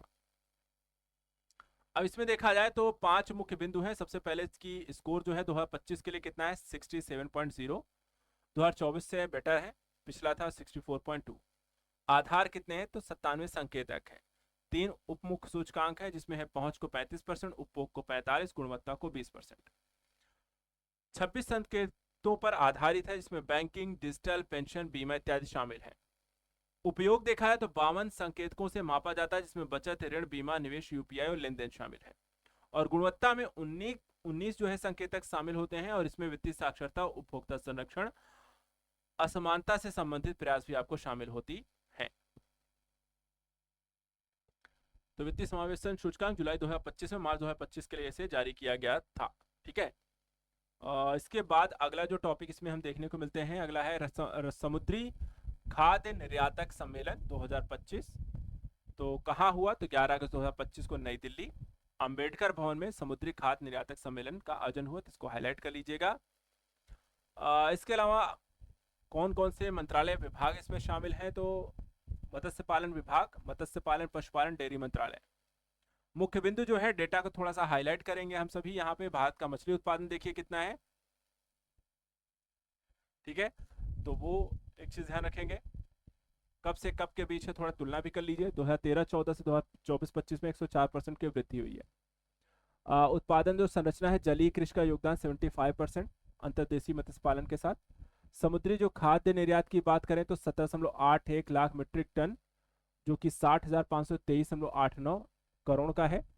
मुख्य निर्यात हम जो कर रहे हैं भारत से जो होता है वो है फ्रोजन झींगा, 7.16 लाख मिलियन टन का मूल्य, 40,013 करोड़। और इसके अलावा संस्थागत भागीदारी जो है वाणिज्य विभाग, एमपीडीए, EIEC, नाबार्ड, उद्योग प्रतिनिधि और प्रगतिशील किसान शामिल है।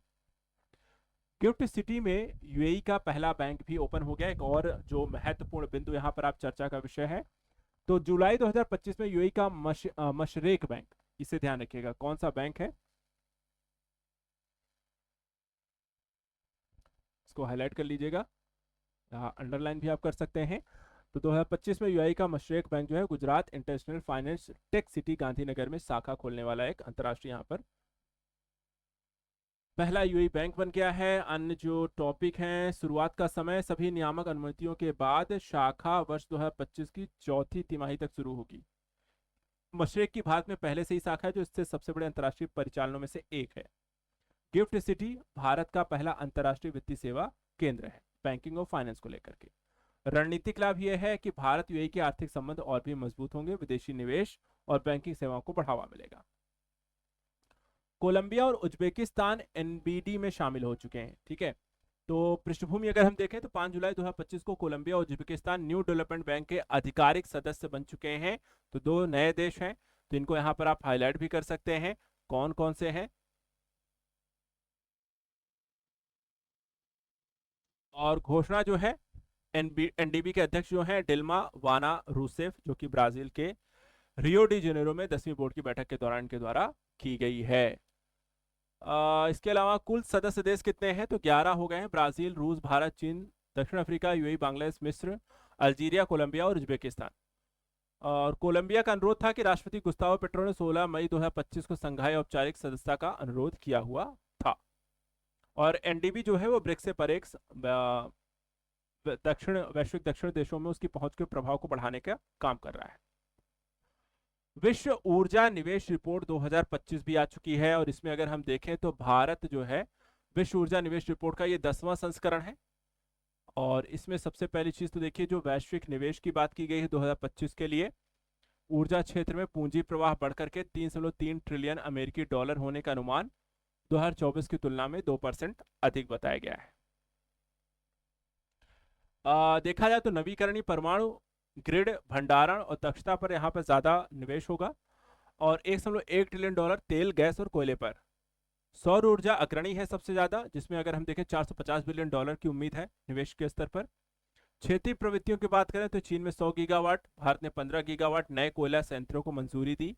वहीं यूरोप ने नवीकरणीय पर ज्यादा व्यय किया है। अमेरिका ने क्लीन टेक सप्लाई चेन में यहाँ पर निवेश जो है तेज किया है। नए आयाम की अगर हम बात करें तो परमाणु ऊर्जा में वापसी देखा जाए तो 5 वर्षों में 50% की वृद्धि हुई है। छोटे मॉड्यूलर रिएक्टर में रुचि हुई है। AI, data centre, electronic mobility, बिजली की यहाँ पर मांग बढ़ी है। तो भारत या विश्व में किन क्षेत्रों में ज्यादा निवेश हो रहा है, किस प्रकार की ऊर्जा वैश्विक स्तर पर ज्यादा किस देश के द्वारा प्रयोग की जा रही है, और किस तरीके का भविष्य आपको दिखता है ऊर्जा क्षेत्र में, वो आपको इसमें दिखाई दे रहा है कि कहाँ किसके द्वारा कितना यहाँ पर निवेश किया जा रहा है। राष्ट्रीय एक जिला एक उत्पाद पुरस्कार 2024 अगर हम देखें तो यहाँ पर 14 जुलाई 2025 को केंद्रीय वाणिज्य एवं उद्योग मंत्री पीयूष गोयल के द्वारा एक जिला एक उत्पाद पुरस्कार 2024 यहाँ पर वितरित किए हैं। पुरस्कार श्रेणियां देख लेते हैं। तो विदेश में भारतीय मिशन,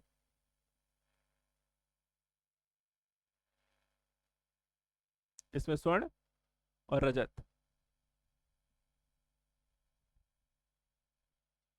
भारतीय उच्चायोग सिंगापुर, रजत मिला है भारतीय महावाणिज्य दूतावास न्यूयॉर्क को।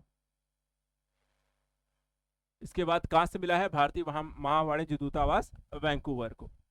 राज्य एवं केंद्र शासित प्रदेश की बात करें तो श्रेणी यहां पर आप देख सकते हैं, श्रेणी ए के अंतर्गत है स्वर्ण आंध्र प्रदेश को मिला है, महाराष्ट्र को मिला है। इसके अलावा अगर हम देखें पंजाब, उत्तर प्रदेश को भी यहां पर आपको इस श्रेणी में स्वर्ण मिला हुआ है।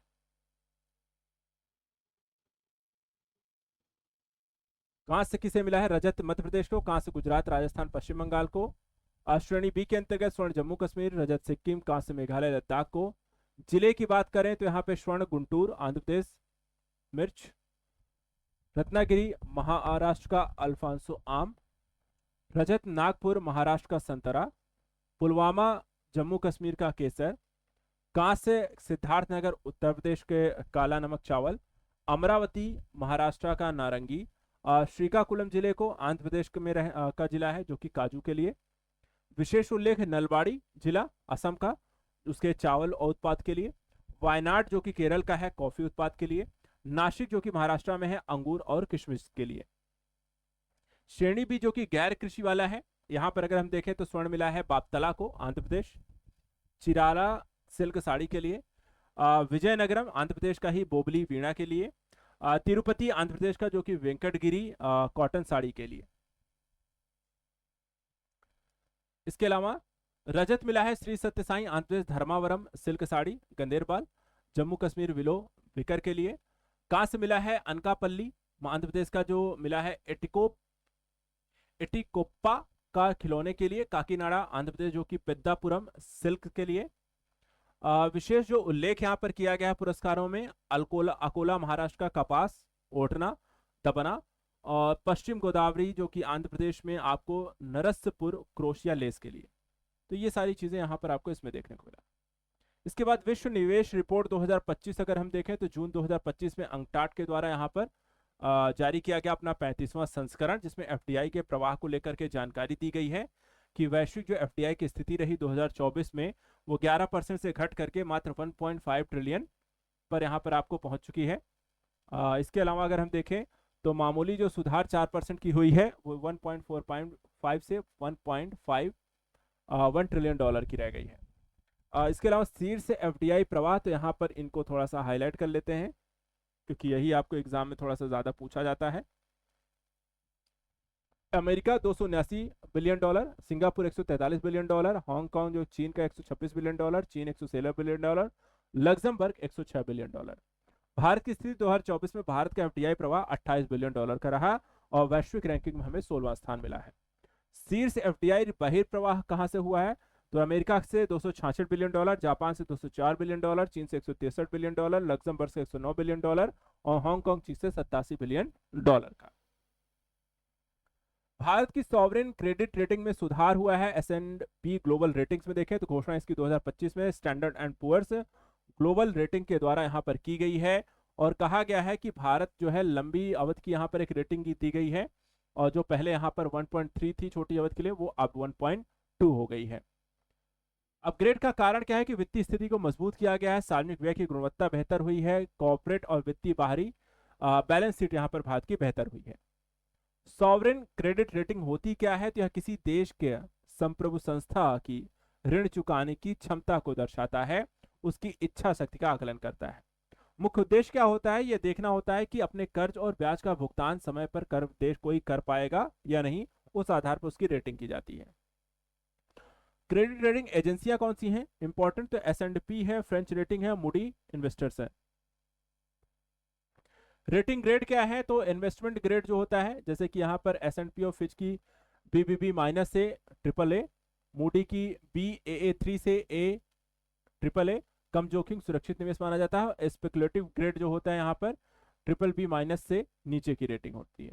महत्व क्या है? अच्छी रेटिंग विदेशी निवेश को आकर्षित करेगी, अंतर्राष्ट्रीय पूंजी बाजार से सस्ता आपको ऋण मिल जाएगा, भारत जैसे विकास देश के आर्थिक स्थिरता के लिए यहाँ पर देखा है तो अच्छे संकेत होते हैं। चुनौतियां ये होती हैं कि रेटिंग प्रक्रिया में पक्षपात की भी आशंका रहती है, जानबूझकर आपको खराब रेटिंग दी जाती है, हितों का टकराव हो सकता है, अंतर्राष्ट्रीय जो एजेंसियां होती हैं किसी देश के दबाव में आकर के आपकी रेटिंग खरा सकती हैं, जिससे निवेश आपके देश को न मिले, तो ये भी एक समस्या यहाँ पर आपको रहती है। अगला है भारत का पहला घरेलू आय सर्वेक्षण 2026 में यहाँ पर किया गया। देखा जाए तो ये जो सर्वेक्षण किया गया 2026 में आयोजित किया जाएगा, पहला किया जाएगा, और ये पहल सांख्यिकी कार्यक्रम कार्यान्वयन मंत्रालय के द्वारा की जाएगा। उद्देश्य है इसके आधार पर घरेलू आय को मापना है, मजदूरी पर प्रौद्योगिकी अपनाने के प्रभाव का भी आकलन करना है।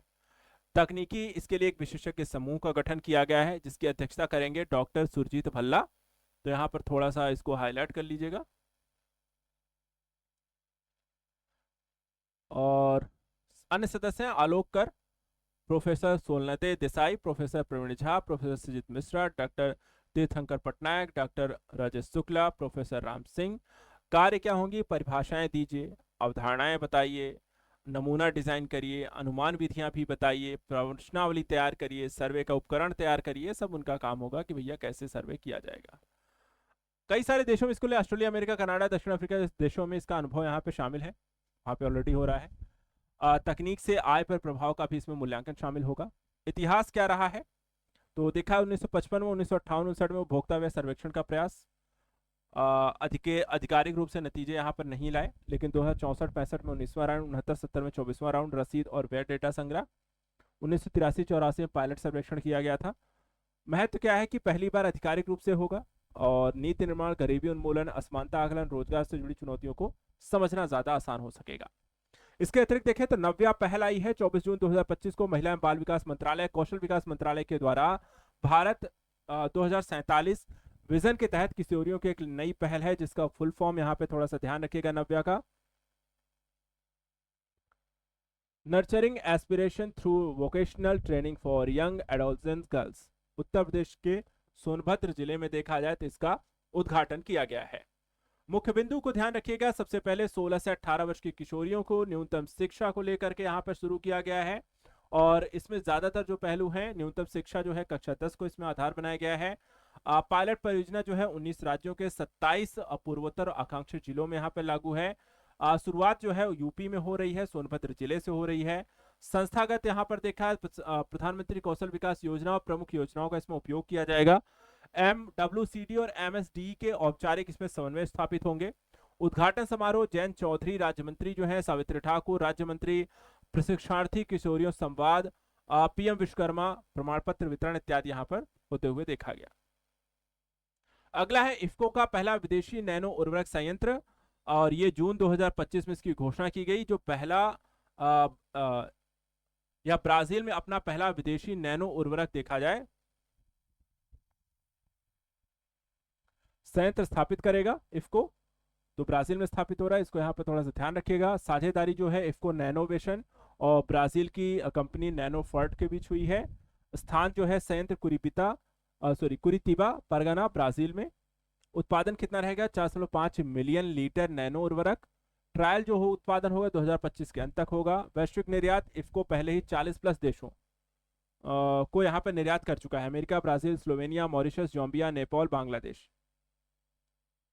महत्व क्या है? ब्राजील की जो मुख्य फसलें हैं जैसे कि मक्का, सोयाबीन, गन्ना, कॉफी, उनकी प्रति हेक्टेयर उपज में वृद्धि होगी, और सतत कृषि वैश्विक खाद्य सुरक्षा उनके लिए बेहतर होगी। सरकार द्वारा खरीफ फसलों का न्यूनतम समर्थन मूल्य भी घोषित कर दिया गया है, तो उसके बारे में थोड़ा सा डेटा देख लेते हैं। किस फसल के लिए कितना बताया गया है वही यहाँ पर जरूरी है, उसी को बस आप थोड़ा सा डेटा हम इसमें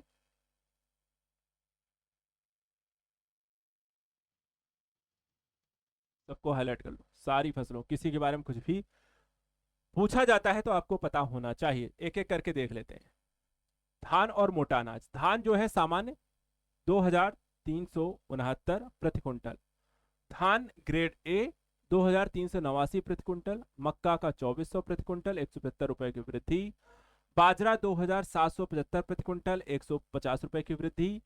ज्वार हाइब्रिड 3669 प्रति क्विंटल 328 रुपए की वृद्धि।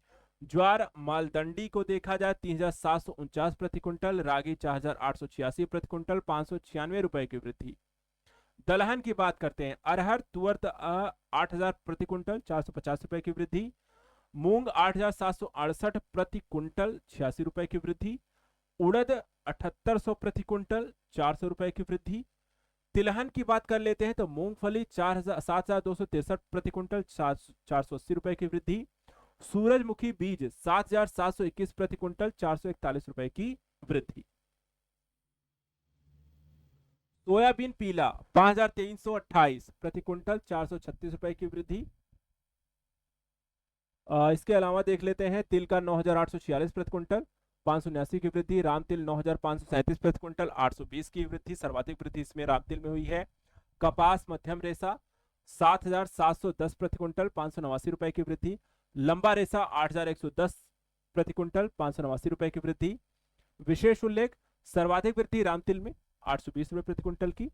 अन्य प्रमुख वृद्धि रागी में 596, कपास 589 और तिल 579 की रही है।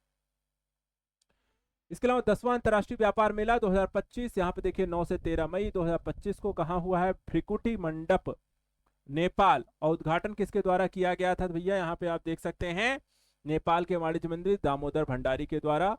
अब फिलहाल तो ऐसे कोई भंडारी रह नहीं गए हैं, सबका इस्तीफा हो गया है। भागीदारी जो की है वो नेपाल, चीन, यूक्रेन, बांग्लादेश, टर्की सहित देशों ने 120 मंडप थे। चीन के 40 स्टॉल खुद ही यहाँ पर चीन अकेले लगा के बैठा हुआ था, बाकी सबको कहा कि भैया 10 20 ले लो। प्रदर्शित उत्पाद यहाँ पे चीन के सबसे ज्यादा थे। ईवी वाहन थे, इलेक्ट्रॉनिक सामान, कृषि उपकरण, कपड़े हैं, घरेलू सजावट, तिब्बती धूपबत्ती इत्यादि थे। नेपाल के लकड़ी की मूर्तियां थीं, आभूषण, अनुष्ठानिक बर्तन, हिमालयी जड़ी बूटियां, चाय, कॉफी, मसाले, प्रसंस्कृत कृषि उत्पाद, नेपाली हस्तशिल्प और कपड़े, सब कुछ यहाँ पर नेपाल का था। अगला है कि भारत ने कुल निर्यात कितना किया 2024-25 में, उसको लेकर के एक डेटा आया है। और डेटा ही भैया हमें यहाँ पर देख लेना है। डेटा बहुत जरूरी है, बिना डेटा के कुछ यहाँ पर होना जाना है नहीं। तो डेटा क्या कहता है कि हमने निर्यात कितना किया? तो कहते हैं 824.9 अरब अमेरिकी डॉलर का। पिछला कितना था? तो 778.1 अरब अमेरिकी डॉलर का। वृद्धि कितनी हुई है? 6.01% की। चलो एक नया इतिहास हमने बना दिया, हमारा निर्यात बढ़ रहा है। सेवा निर्यात इसमें कितना था? 341.1 अरब अमेरिकी डॉलर का 2023-24 में था। 2024-25 में उससे भी ज्यादा हमने किया, 327.5 अरब अमेरिकी डॉलर का। वृद्धि कितनी हुई? 13.6 अरब डॉलर का।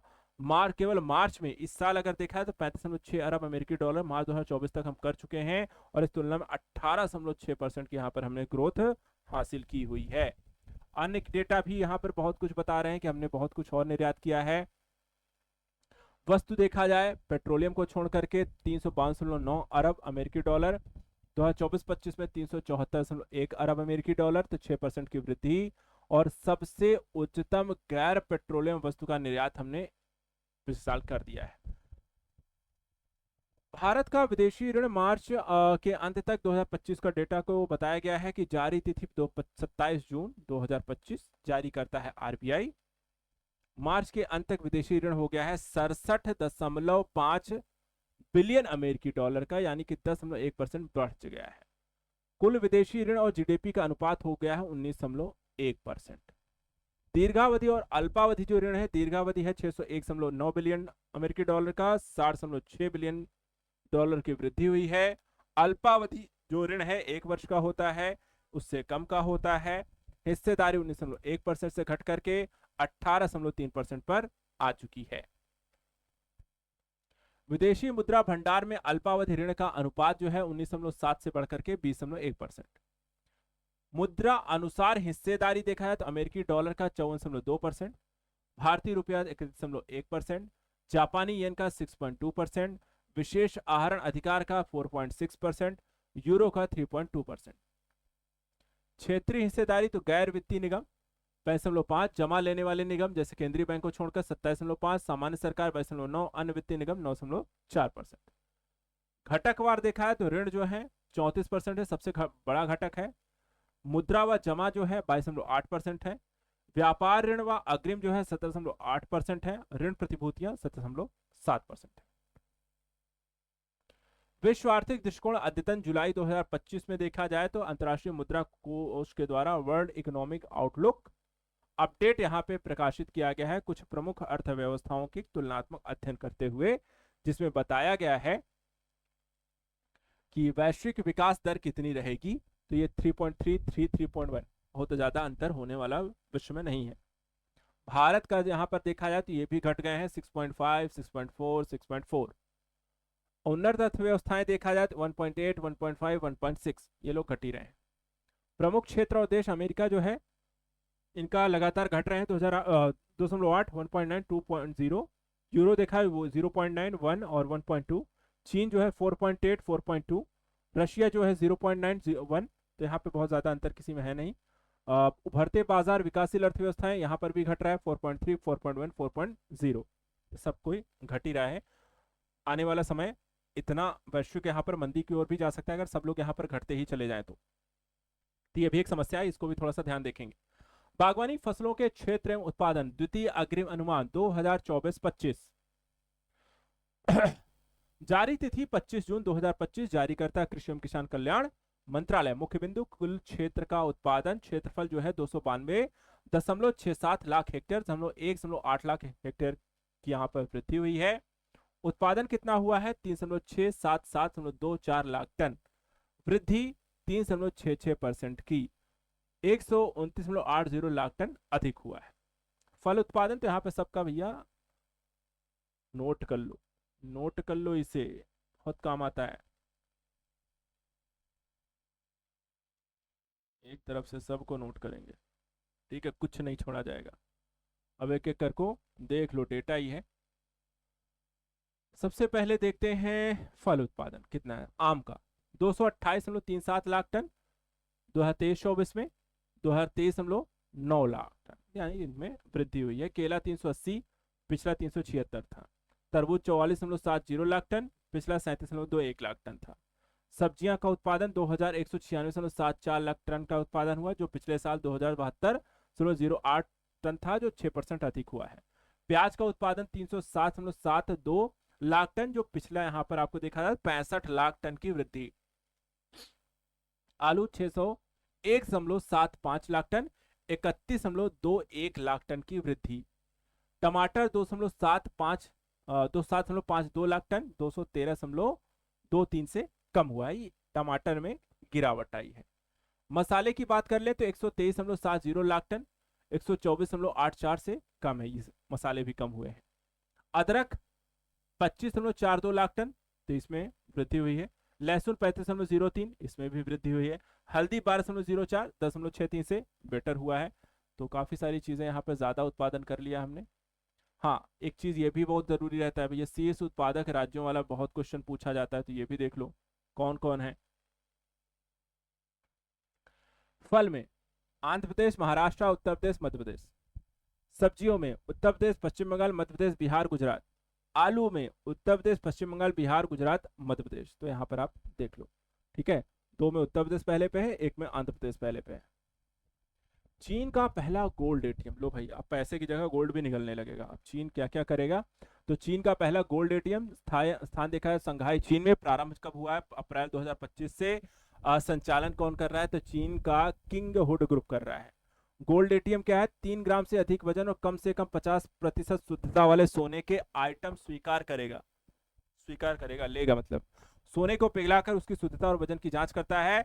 जांच पूरी होने के बाद 30 मिनट के भीतर बराबर मूल्य विक्रेता के बैंक खाते में ट्रांसफर कर दिया जाएगा। यानी कि भैया सोना देगा नहीं, सोना आपसे लेगा। आप सोना जमा करो, खुद ही पिघलाएगा, जांचेगा, जो शुद्धता निकल के आएगी उस हिसाब से पैसा आपके अकाउंट में ट्रांसफर कर देंगे। ठीक है भाई। सोने की तेजी से नगदीकरण होगा, पारदर्शिता, समय बचत होगी, सोने के लेन देन में टेक्नोलॉजी और बैंकिंग का एकीकरण होगा, और यह कदम चीन में गोल्ड, फाइनेंशियल टेक्नोलॉजी और डिजिटल बैंकिंग के मेल का यहाँ पर उदाहरण बन जाएगा। भारत प्रोजेक्ट 2025, 19 अप्रैल 2025 को प्रारंभ करते हैं। घोषणा किसके द्वारा की गई? केंद्रीय वाणिज्य एवं उद्योग मंत्री पीयूष गोयल के द्वारा की जाती है। आयोजक योर स्टोरी द्वारा राष्ट्रीय पहल। उद्देश्य क्या है कि हम टीयर 2 और टीयर 3 ग्रामीण भारत में 10 लाख उद्यमियों को सशक्त बना देंगे। बहुत सही बात है। को पायलट पर एंटरप्रेन्योरशिप यानी उद्यमियों को परामर्श और मार्गदर्शन दिया जाएगा। शिक्षा, आपके स्किलिंग, प्रशिक्षण, नई स्किल सिखाई जाएगी। भारत आइडियाथॉन नए स्टार्टअप आइडियाज को सामने लाएगा। भारत स्पार्क से नवाचार और स्टार्टअप्स को बढ़ावा देगा। इसके अलावा देखा है शुरू कर फंडिंग और संसाधन को उपलब्ध कराएगा। ये सारी चीजें यहाँ पर होंगी। इसके अलावा जमीनी स्तर पर नवाचार, उद्यमशीलता को प्रोत्साहन, स्टार्टअप इकोसिस्टम को मजबूत करना, ग्रामीण और छोटे शहरों में आर्थिक विकास और आत्मनिर्भरता को बढ़ावा देने जैसे कार्य भी इसमें किए जाएंगे। इसके अतिरिक्त अगर हम देखें तो पैन 2.0 सरकार के द्वारा लाई गई एक और परियोजना, और इसमें अगर हम देखें तो स्वीकृत आर्थिक मामलों की कैबिनेट समिति के द्वारा निवेश की गई है 1435 करोड़ रुपए की परियोजना जो है कि इसके माध्यम से सरकार करदाता पंजीकरण प्रक्रिया को प्रौद्योगिकी के साथ यहां पर जोड़ करके आधुनिक बनाने का काम करेगा। इसमें अनिवार्य पैन डाटा वॉल्ट सिस्टम को विकसित किया जाएगा। पैन 10 1.0 को अपग्रेड किया जाएगा। कोर और नॉन कोर पैन 10 सेवाओं को यहां पर देखा एकीकृत करेगा।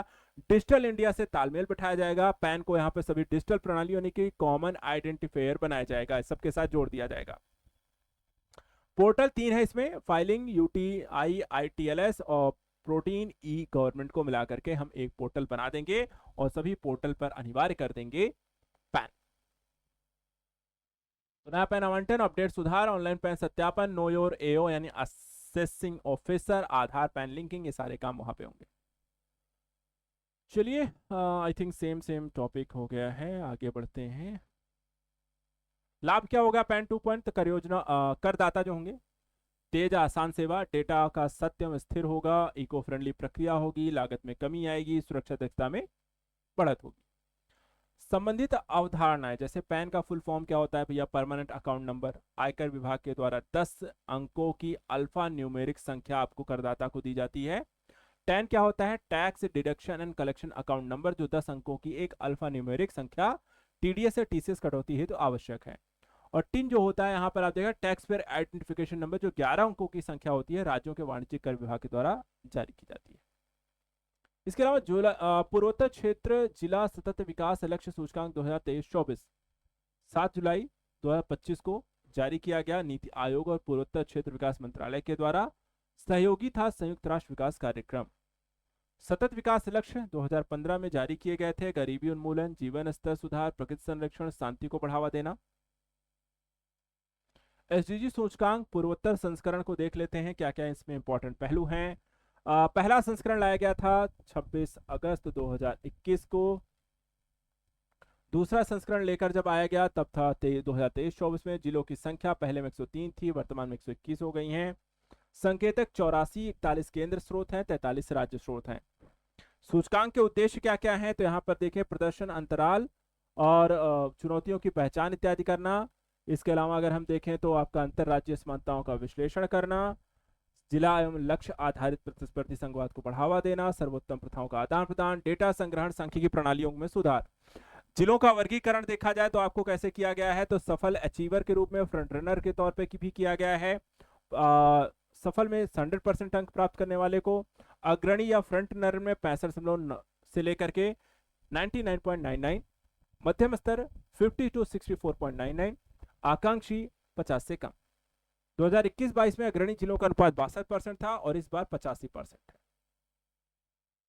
इसके अतिरिक्त एसडीजी अनुसार प्रगति, तो यहां पर सभी जिलों के बारे में देखा जाए तो अग्रणी जिले 21 से घटकर 36, आकांक्षी घटकर 3, शून्य भूख 49 से 83, आकांक्षी केवल 1, अग्रणी 14 से 48, आकांक्षी यहां पर 18 से 6। ये एसडीजी गोल्स हैं। एसडीजी गोल्स 4 जो कि शिक्षा को लेकर के है, अग्रणी जो थे 36 बढ़ के 80, आकांक्षी 11। एसडीजी 5 जो लैंगिक समानता को लेकर के है, अग्रणी 71 से 112 हो गए, आकांक्षी केवल 1 बचा है। एसडीजी 6 जो है जल स्वच्छता को लेकर के है, अग्रणी 81 से 114 हो गए हैं। एसडीजी 7 जो ऊर्जा को लेकर के है, सफल जिले जो है 7 से बढ़कर 14 हो गए हैं। एसडीजी 8 जो आर्थिक विकास को लेकर के है, अग्रणी जिलों की संख्या 69 से 111 हो गई है। एसडीजी गोल्स 9 बुनियादी ढांचा को लेकर के है, इसमें अग्रणी 55 से बढ़कर के 92 हो गए हैं। एसडीजी गोल 10 जो है समानता को लेकर के है, अग्रणी की संख्या 59 से 43, आकांक्षी की 12 से 33। एसडीजी गोल्स 12 जो है वो उपभोग व उत्पादन को लेकर के है, अग्रणी 66 से 51 आ गई है, आकांक्षी 18 स्थिर है।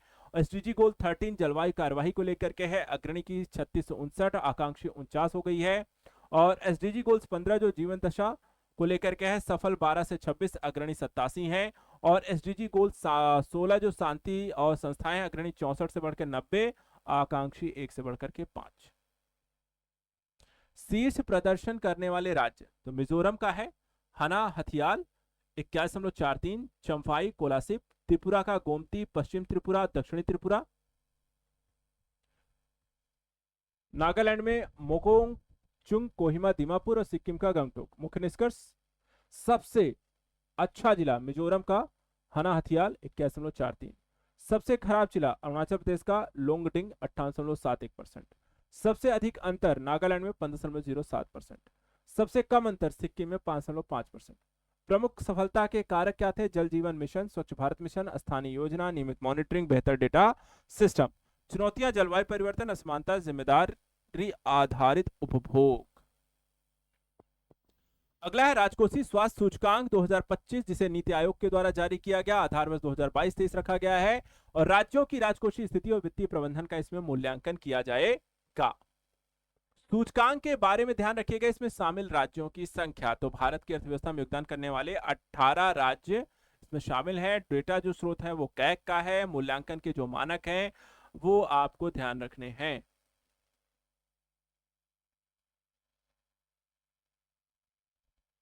सकल राज्य घरेलू उत्पाद, कुल सार्वजनिक व्यय, कर, गैर कर राजस्व, पूंजीगत व्यय और ऋण वहनीयता और राजकोषीय स्थिरता। निष्कर्ष क्या निकलता है इसका? कहते हैं इसमें जो शीर्ष प्रदर्शन करता राज्य है उसमें उड़ीसा, छत्तीसगढ़, गोवा और झारखंड है। इनका स्कोर कितना है? 7.8 उड़ीसा का है। विशेषताएं क्या रही कि जीएसडीपी का 4% पूंजीगत व्यय, प्रभावी गैर कर राजस्व संग्रह, राजस्व अधिशेष, ब्याज भुगतान केवल 7% राजस्व प्राप्तियों का। अग्रणी जो फ्रंट रनर राज्य हैं उसमें है महाराष्ट्र, उत्तर प्रदेश, तेलंगाना, मध्य प्रदेश, कर्नाटक। विशेषताएं क्या हैं? विकास व्यय इनका 73%, कर राजस्व में निरंतर वृद्धि, संतुलित ऋण प्रबंधन। परफॉर्मेंस में तमिलनाडु, बिहार, राजस्थान, हरियाणा और आकांक्षी में पंजाब, आंध्र प्रदेश, पश्चिम बंगाल, केरल रहे हैं, जहां उच्च राजकोषीय राजस्व घाटा, कमजोर राजस्व संग्रह, बढ़ता ऋण बोझ, ऋण वहनीयता चिंता का विषय रहे। इसके अतिरिक्त लंबी अवधि 2014-15 से 2021-22 का औसत प्रदर्शन उच्चतम स्कोर वाले में उड़ीसा, गोवा, कर्नाटक, महाराष्ट्र, छत्तीसगढ़ रहे। अगला है एक और योजना जो प्रधानमंत्री जनधन योजना है, जिसके पूरे हो गए हैं 11 वर्ष। ठीक है, तो इसको लेकर के क्या डिटेल है वो देख लेते हैं। 28 अगस्त 2014 को शुरू की गई। उद्देश्य क्या था? हर घर बैंकिंग सुविधा को पहुंचाना। वित्तीय पहचान, बीमा, पेंशन, ऋण सुविधाएं बैंकिंग माध्यम से पहुंचाना है। अब यहां पर जो डेटा हमारे पास है वो देख लेते हैं। इस योजना का लाभ, डेटा पहला बताता है कि 56.16 करोड़ खाते इसमें खोले गए हैं, 2.67 लाख करोड़ जमा राशि है, 56% खाते जो हैं महिलाओं के नाम पर हैं। लैंगिक स्तर पर जो समानता है वित्तीय दृष्टिकोण से, वो यहां पर एक बड़े कदम के तौर पर इसे देखा गया। योजना का मूल स्तंभ क्या रहा? Breaking the unbanked banking saving bank deposit account, basic जो रूप से इसे खोल दिया गया है। न्यूनतम दस्तावेज, शून्य शेष खाते और कैंप मोड में खाता खोला गया है। तेजी से यहां पर लोगों को बैंकिंग के साथ जोड़ा गया।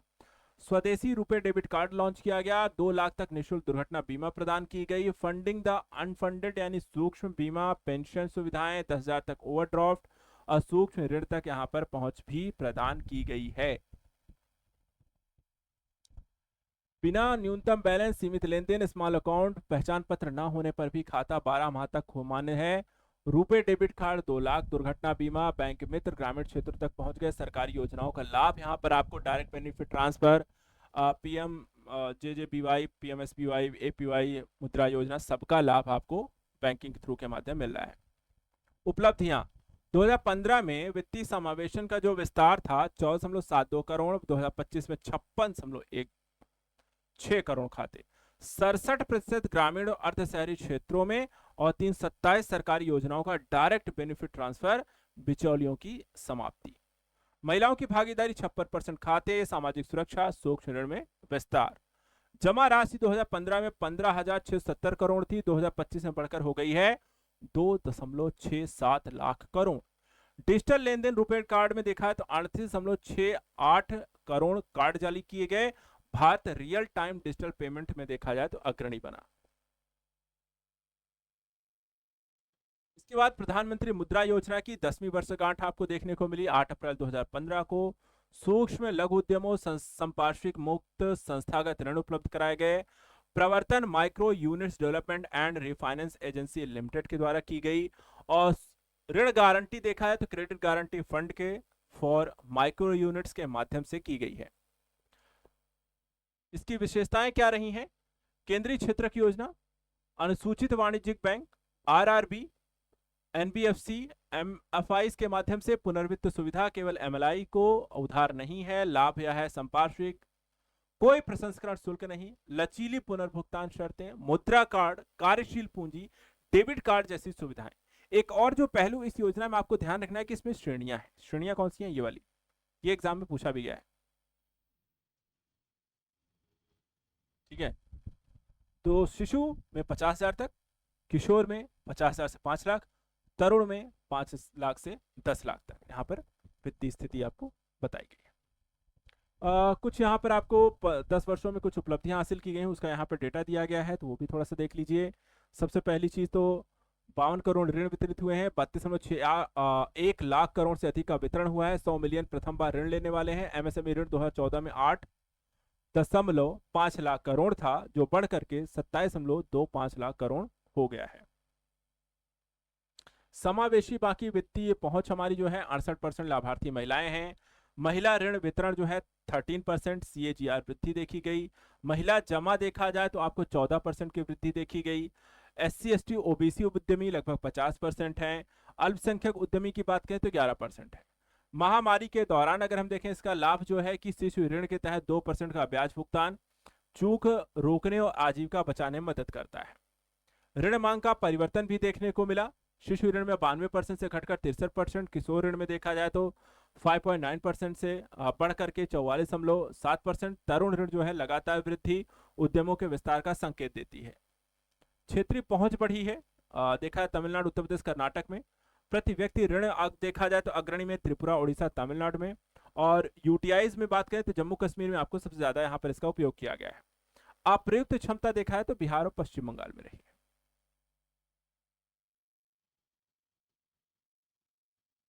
बाकी आयुष्मान का वय वंदन कार्ड, केंद्रीय पेट्रोलियम व प्राकृतिक गैस मंत्री हरदीप सिंह पुरी और दिल्ली की मुख्यमंत्री रेखा गुप्ता ने नई दिल्ली में इसका शुभारंभ किया। एक 100 दिवसीय कार्य योजना है जिसमें 70 वर्ष से अधिक के वरिष्ठ नागरिकों को इस योजना का लाभ मिलेगा। इसमें एक स्वास्थ्य कवर दिया जाएगा, 5 लाख तक का निःशुल्क स्वास्थ्य कवर है। वरिष्ठ नागरिक पहले से आयुष्मान भारत प्रधानमंत्री आरोग्य योजना के तहत कवर ये प्राप्त कर रहे हैं, उन्हें अतिरिक्त 5 लाख का टॉप अप कवर भी इसमें मिलेगा। लाभार्थी दिल्ली सहित पूरे देश के वरिष्ठ नागरिक। परिवार का असर, बुजुर्गों और उनके परिवारों को स्वास्थ्य खर्च में भारी कमी। पृष्ठभूमि व सरकार की पहल में 29 अक्टूबर 2024 को प्रधानमंत्री नरेंद्र मोदी ने AB और PMJY के विस्तार की घोषणा की थी और इसके तहत पूरे देश में 70 वर्ष से अधिक आयु के सभी वरिष्ठ नागरिकों आयुष्मान वय वंदन कार्ड उपलब्ध कराया गया। योजना शुरू होने के 30 दिनों के भीतर कम से कम 1 लाख वरिष्ठ नागरिकों को नामांकित करना। ठीक है, तो बुजुर्गों का इलाज हो जाएगा, सामाजिक सुरक्षा समावेशन होगा, स्वास्थ्य की बेहतर पहुंच होगी। इस तरीके से आपका इकोनॉमिक आपको एक फायदा यहां पर आपको मिलता हुआ दिखाई देगा। ये हो गया, योजनाएं हो गई, पॉलिसी हो गई, बाजार हो गया, ट्रेड हो गया, RBI हो गई, उससे संबंधित यहाँ पर आपका सभी पहलू हमने डिस्कस कर लिए। अब जैसे मैंने आपको कहा था कि इसमें एक पहलू और भी है, बजट और इकोनॉमी सर्वे का। तो पहले बजट देख लेते हैं, फिर उसके बाद इकोनॉमी सर्वे देखेंगे। तो बजट के पहलुओं को एक एक करके थोड़ा सा देखेंगे। लाया कब गया? तो 1 फरवरी 2025 को।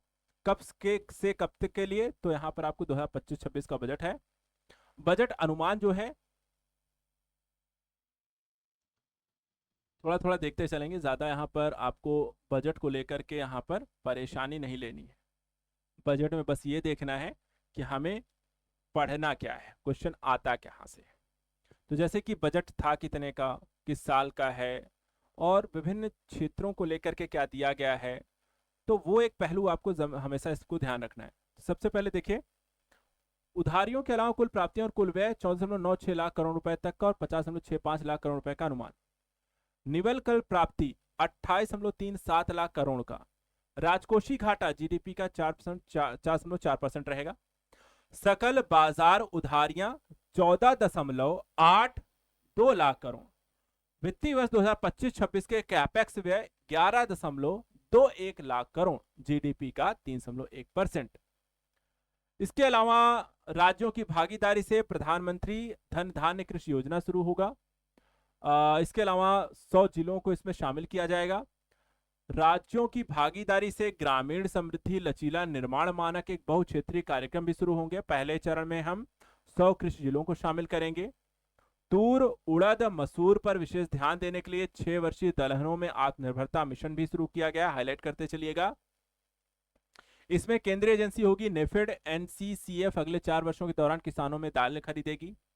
उत्पादन जो होगा, प्रभावी आपूर्तियां, प्रसंस्करण किसानों के लाभकारी मूल्य को बढ़ावा देंगे। राज्यों की भागीदारी का भी कार्यक्रम है, उनको भी शामिल होना है। मखानों का उत्पादन, प्रसंस्करण, मूल्य संवर्धन, विपणन में सुधार लाने के लिए बिहार में मखाना बोर्ड स्थापित करने का प्रस्ताव, वो उसकी घोषणा भी हो चुकी है। राष्ट्रीय उच्च पैदावार बीज मिशन शुरू करने का प्रस्ताव। अनुसंधान इकोसिस्टम को मजबूत करेंगे। उच्च पैदावार बीजों की 100 से अधिक किस्मों को वाणिज्यिक उपयोग के लिए। कपास की खेती की उत्पादकता निरंतरता में पर्याप्त सुधार लाने के लिए 5 वर्षीय मिशन की घोषणा। किसान क्रेडिट कार्ड के माध्यम से ऋणों की सीमा 3 लाख से बढ़ा करके 5 लाख की गई है। नाम रूप असम में 12.7 लाख मीट्रिक टन की वार्षिक उत्पादन वाला एक संयंत्र यहां पर स्थापित होगा। उद्यम जो पोर्टल है उसके माध्यम से पंजीकृत सूक्ष्म उद्योगों के लिए पहले वर्ष 5 लाख रुपए तक की सीमा और 10 लाख तक हम कस्टमाइज्ड क्रेडिट कार्ड भी जारी करेंगे। विस्तारित जो कार्य क्षेत्र है, 10,000 करोड़ के नए अंशदान होंगे। 5 लाख उद्यमी महिला उद्यमियों, अनुसूचित जनजातियों को पहली बार एससी और एसटी महिला उद्यमियों के लिए अगले 5 वर्षों के दौरान 2 करोड़ रुपए का सावधि ऋण यहां पर उपलब्ध कराई जाएगी। बिहार में राष्ट्रीय खाद्य प्रौद्योगिकी उद्यमशीलता प्रबंधन संस्थान, मेक इन इंडिया को आगे बढ़ाने के लिए एमएसएमई उद्योगों को राष्ट्रीय विनिर्माण मिशन के तहत स्थापित करना। भारत नेट परियोजना, सारी परियोजनाओं को हाईलाइट करिएगा, किसके लिए है, इन परियोजना का उद्देश्य क्या है, किस सेक्टर के लिए, यह जरूर पूछा जाता है। भारत नेट परियोजना सभी सरकारी माध्यमिक स्कूलों, प्राथमिक स्वास्थ्य केंद्रों को ब्रॉडबैंड कनेक्टिविटी। स्कूल उच्चतर शिक्षा के लिए भारतीय भाषाओं में डिजिटल रूप से पुस्तकें प्रदान करना, भारतीय भाषा पुस्तक योजना। Make for India, make forward, यानी कि विनिर्माण के लिए हमारे युवाओं को आवश्यक यहाँ पे कौशल में सुसज्जित करना। 6500 और विद्यार्थियों को शिक्षा सुगम बनाने के लिए 2014 के पश्चात शुरू 5 आईआईटी में अतिरिक्त अवसंरचना। 500 करोड़ का कुल परिव्यय कृत्रिम बुद्धिमत्ता उत्कृष्टता केंद्र के लिए। मेडिकल कॉलेज और अस्पतालों के लिए 5 वर्षों में 75,000 और सीटें बढ़ाने के लिए 10,000 अतिरिक्त सीटें बढ़ाई जाएंगी। अगले 3 वर्षों में सभी जिला अस्पतालों में डे केयर कैंसर स्थापित होंगे।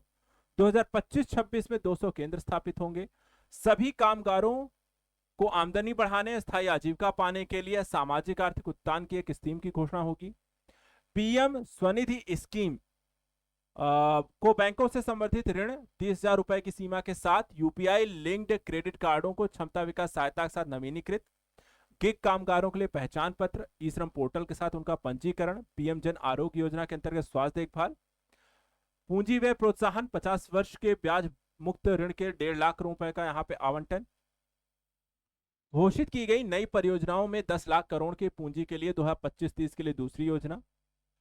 जल जीवन मिशन को बढ़े हुए कुल आवंटन के साथ 2028 तक बढ़ाया गया है। 1 लाख करोड़ रुपए के शहरी चुनौती कोष की घोषणा। 10,000 करोड़ के आवंटन का प्रस्ताव। शहरों के पुनर्विकास, जल स्वच्छता के लिए। विकसित भारत के लिए परमाणु ऊर्जा यहाँ पर मिशन। इसके लिए परमाणु ऊर्जा अधिनियम, नागरिक दायित्व परमाणु क्षति अधिनियम में संशोधन का प्रस्ताव। 20,000 करोड़ रुपए का यहाँ पर इसके लिए भी आवंटन, यानी परमाणु ऊर्जा को भारत में बढ़ावा देने का काम इसके माध्यम से किया जाएगा, जिसमें छोटे मॉडल के यहाँ पर रिएक्टर्स को आपको बनाया जाएगा। इसके अतिरिक्त देखिए वर्ष 2030 तक 5 स्वदेशी, थोड़ा सा यहाँ पे हाईलाइट कर लेते हैं इन पहलुओं को। स्वदेशी यहाँ पर एसएमआर संचालन 25,000 करोड़ का यहाँ पे आवंटन समुद्री विकास के लिए, सरकारी योगदान 49% रहेगा। बंदरगाहों निजी क्षेत्र को यहाँ पर विकसित करना है। 10 वर्षों में 120 नए गंतव्य, 4 करोड़ यात्रियों को लाने ले जाने के लिए। पर्वतीय आकांक्षी और उत्तर पूर्व के जिलों में हेलीपैड, छोटे हवाई अड्डे। बिहार में देखा जाए तो ग्रीन पटना एयरपोर्ट और बिहटा में ब्राउनफील्ड एयरपोर्ट। इसके अलावा बिहार में मिथिलांचल में पश्चिमी कोशी नहर परियोजना। प्रधानमंत्री अनुसंधान फेलोशिप के तहत वित्तीय सहायता आईआईटी आईएएस में यहाँ पे प्रौद्योगिकी संस्थान 10,000 फेलोशिप। भावी खाद्य सुरक्षा पोषण के लिए 10 लाख जर्म प्लाज्म लाइंस। दूसरा जीन बैंक। जियो स्पेटियल अवसंरचना, डाटा विकसित करने के लिए यहाँ पर देखा जाए तो एक जियो स्पेटियल मिशन की घोषणा। शैक्षिक संस्थान हो गए, संग्रहालय हो गए, इनके लिए निजी संग्रहर्ता हो गए, उनके संरक्षण करने के लिए, संरक्षण के लिए ज्ञान भारतन मिशन। 1 करोड़ से अधिक पांडुलिपियां इसमें संरक्षित की जाएंगी। एमएसएमई वित्त मंत्रालय द्वारा संयुक्त रूप से संचालित संवर्धक मिशन। अलग अलग क्षेत्रों के लिए मंत्रालयों के लक्ष्य तय करना। व्यापार प्रोत्साहन वित्त पोषण संयुक्त मंच के रूप में अंतर्राष्ट्रीय भारत ट्रेड नेट यहां पर स्थापित करना। इसके अलावा भारत में संपूर्ण प्रीमियम का निवेश, एफडीआई 74 से बढ़ाकर के 100। सार्वजनिक क्षेत्र के बैंक एचएसजी सदस्यों, ग्रामीण क्षेत्रों के लोगों के ऋण आवश्यकताओं को इसमें पूरा करना। प्रतिस्पर्धी संघवाद, गैर वित्तीय संबंधी नियम प्रमाण लाइसेंस, विनियामक सुधारित उच्च स्तरीय समिति का गठन। प्रतिस्पर्धी संबंधित संघवाद को बढ़ाने के लिए 2025 तक निवेश अनुकूल सूचकांक राज्यों में शुरू करेंगे। जन विश्वास विधेयक 2.0 के तहत 100 से अधिक प्रावधान जो गैर आपराधिक बनाने के लिए प्रस्ताव हैं। बजट में भारतीय रेलवे को 2,52,000 करोड़ रुपए दिया गया है। अतिरिक्त बजटीय संसाधनों के लिए 10,000 करोड़। पूंजीगत व्यय कैपेक्स बढ़कर 2,62,000। देश को अगले 2 से 3 वर्षों में 200 नई वंदे भारत, 100 अमृत ट्रेनें, 50 नमो भारत रैपिड, 17,500 सामान्य non AC coach. Gender busting की बात करें 2024-25 में 6.8% से बढ़कर 2025 हो गया है। महिलाओं बालिकाओं के कल्याण के लिए 4.49 लाख करोड़ का बजट। 3.27 लाख करोड़ से 37.25% की वृद्धि हुई है। प्रत्यक्ष कर की बात करें तो नई कर व्यवस्था, 12 लाख रुपए तक की आय पर कोई आयकर नहीं देना होगा। वेतन भोगी करदाताओं के लिए 75,000 रुपए की मानक कटौती कारण 12.75 लाख रुपए इसे कर दिया गया है। ये आप यहाँ पे देख सकते हैं। 4 से 8 लाख 5%, 8 से 12 लाख 10%, 12 से 16 लाख 15%, 16 से 20 लाख 20%, 20 से 24 लाख 25%, 24 लाख से अधिक 30%। नई कर व्यवस्था को संशोधित कर नियमानुसार यहाँ पर। अब चलिए यहाँ पर देखा जाए तो 2024-25 की आर्थिक समीक्षा को भी लेकर के क्या महत्वपूर्ण रहा इस दौरान, क्या क्या यहाँ पर आर्थिक समीक्षा में क्या डेटा यहाँ पर आपको दिया गया है। तो 31 जनवरी 2025 को केंद्रीय वित्त कॉर्पोरेट कार्य मंत्री निर्मला सीतारमण के द्वारा आर्थिक समीक्षा 2024-25 प्रस्तुत की गई है, जिसमें कई सारे यहाँ पर आपको डेटा एक तो प्रस्तुत किया गया है, जिसमें भारत की वास्तविक जीडीपी जो है 2024-25 में 6.4% रहने की उम्मीद है। जीवीए जो है 2025 में 6.4% रहेगी। वैश्विक अर्थव्यवस्था 2023 में देखा है 3% की वृद्धि, और आईएमएफ ने अगले 5 वर्षों में इसमें 3.2% की वृद्धि का एक अनुमान जताया है। 2026 में वास्तविक जीडीपी 6.3 से 6.8 के बीच रहेगी। खुदरा मुद्रास्फीति जो हेडलाइन मुद्रास्फीति भी से कहा जाता है, ये आपको देखा है तो 5.4% से घटकर अप्रैल दिसंबर 2024 तक 4.9%। भारत की 7वीं सबसे बड़ी यहाँ पर वैश्विक सेवा निर्यात में हिस्सेदारी हो गई है। गैर पेट्रोलियम और गैर रत्न आभूषण निर्यात जो है 9.1% रहा। इसके अलावा जीडीपी तथा बीएसई बाजार पूंजी संग्रह अनुपात 2024 में 136% यहाँ पर आपको बढ़ गया है।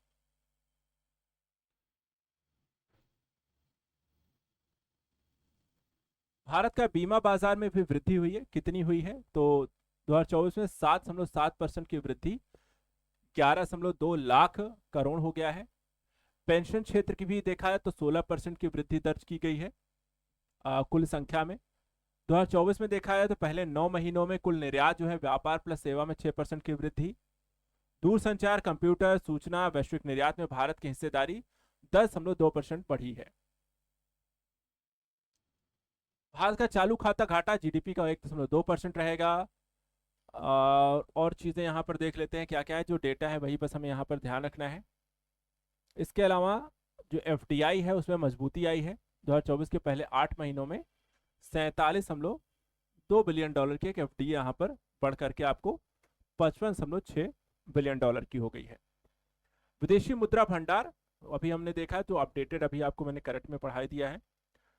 इसके अलावा जो है मुद्रास्फीति 2024 5.7% रही। 2022 में ये 8.7% के शीर्ष पर थी। खुदरा मुद्रास्फीति 5.4% से घटकर 4.9% आ चुकी है। इसके अलावा आरबीआई और आईएमएफ का अनुमान है कि भारत को उपभोक्ता मूल्य स्फीति 4% के लक्ष्य के अनुरूप रहेगी। इसके अतिरिक्त और जो इंपॉर्टेंट इसमें पहलू हैं,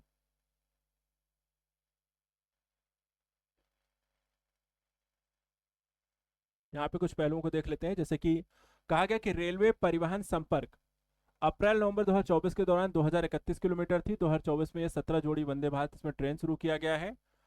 सड़क नेटवर्क देखा है 5,853 किलोमीटर राष्ट्रीय राजमार्ग का निर्माण हुआ है। औद्योगिक गलियारा विकास के तहत चरण 1 में हमने 383 भूखंड औद्योगिक उपयोग आवंटित किए। रकबा जो है 3,788 एकड़ हो गया है। परिचालन दक्षता हमारी सुधार हुई है। प्रमुख पत्तनों पर कंटेनर टर्न अराउंड अवधि जो है औसतन कमी दर्ज की गई है, जो पहले 48.1 घंटे से होकर के ये 2025 में 30 घंटे पर आ चुके हैं। इसके अतिरिक्त सौर और पवन ऊर्जा नवीनीकरण में हमने बेहतर किया है 15.8% की। स्थापित क्षमता हमारी 37% की यहाँ पे वृद्धि हुई है। इसके अतिरिक्त और इसमें देखा है तो 4G मोबाइल सेवाओं की सुविधा के प्रयास किए जा रहे हैं। 2024 तक हमने 10,700 गाँव में ये सुविधा शुरू कर दी है। अब तक 12 करोड़ परिवारों को यहाँ पे नल से पेयजल की सुविधा भी दी जा रही है। स्वच्छ भारत मिशन ग्रामीण चरण 2 के अंतर्गत अगर हम देखें तो अप्रैल से नवंबर 2024 के बीच 1.92 लाख गाँव को ओडीएफ प्लस घोषित किया गया है और कुल संख्या इनकी हो गई 3.64 लाख। शहरी क्षेत्रों में प्रधानमंत्री आवास योजना के तहत 89 लाख आवासों का निर्माण हुआ है। विद्युत और निर्माण मजबूत विकास से संचालित औद्योगिक क्षेत्र वित्त वर्ष 2024-25 में 6.2% की वृद्धि दर्ज की गई है। सरकार चौथे स्मार्ट विनिर्माण उद्योग संवर्धन योजना को सक्रियता से बढ़ावा दे रही है और समर्थ उद्योगों केंद्र को स्थापना करने में मदद कर रही है। तो ये सारी चीजें यहाँ पर। और ऑटोमोबाइल देखा जाए तो 12% की 12.5% की वृद्धि ऑटोमोबाइल सेक्टर में हुई है। इलेक्ट्रॉनिक में देखा जाए तो 17.5% की वृद्धि हुई है। स्मार्टफोन में अगर हम देखें तो यहाँ पर 99% स्मार्टफोन अब घरेलू स्तर पर बन रहे हैं। औषधि उत्पादन में देखा जाए तो 4,17,000 करोड़ का यहाँ पर उत्पादन रहा है। पिछले 5 वर्षों में औसतन 10.1% की वृद्धि। आईपीओ में देखा है तो विश्व भर में 10 पेटेंट फाइलें हमने की हैं। सूक्ष्म लघु उद्यम क्षेत्र में यहाँ पे गतिशील रहा है।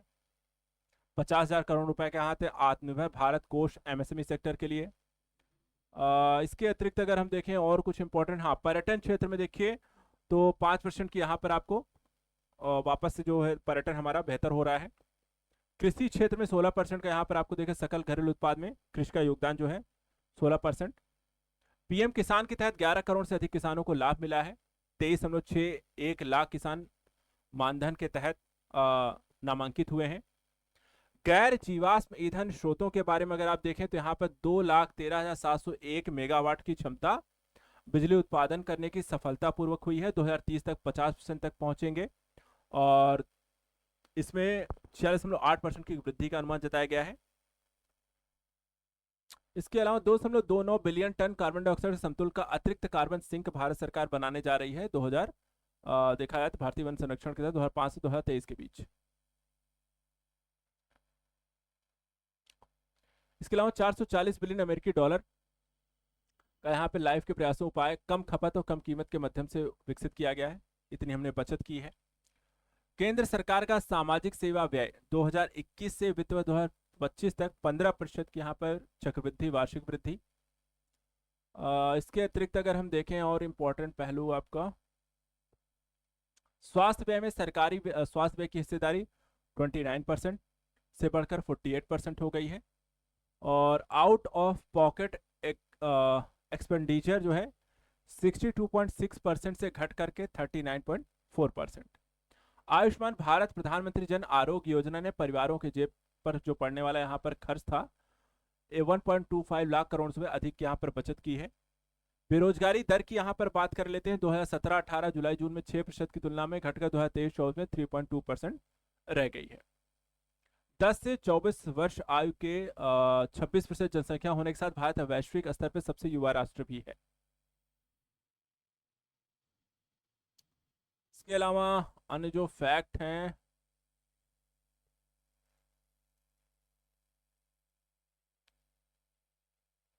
चलिए और यहाँ पे ज़्यादा कुछ नहीं है। बाकी एआई दक्षता को बेहतर करना है, युवा सक्रिय तकनीक को बढ़ावा देना है, काम का भविष्य यानी कि देखा जाए तो आपको संवर्धित बुद्धिमत्ता कार्यबल को विकसित करना, इस उद्देश्य के साथ मानव क्षमता को सृजित करना है। तो ये आपका आर्थिक सर्वेक्षण, बजट और योजनाएं, पॉलिसी, ट्रेड, व्यापार, बैंकिंग को लेकर के आर्थिक परिदृश्य का घटनाक्रम कंप्लीट होता है। नेक्स्ट वीडियो में हम कुछ और ऐसे इंपॉर्टेंट घटनाक्रम को लेकर के डिस्कस करेंगे। आज के लिए इतना है। Thank you so much and good luck.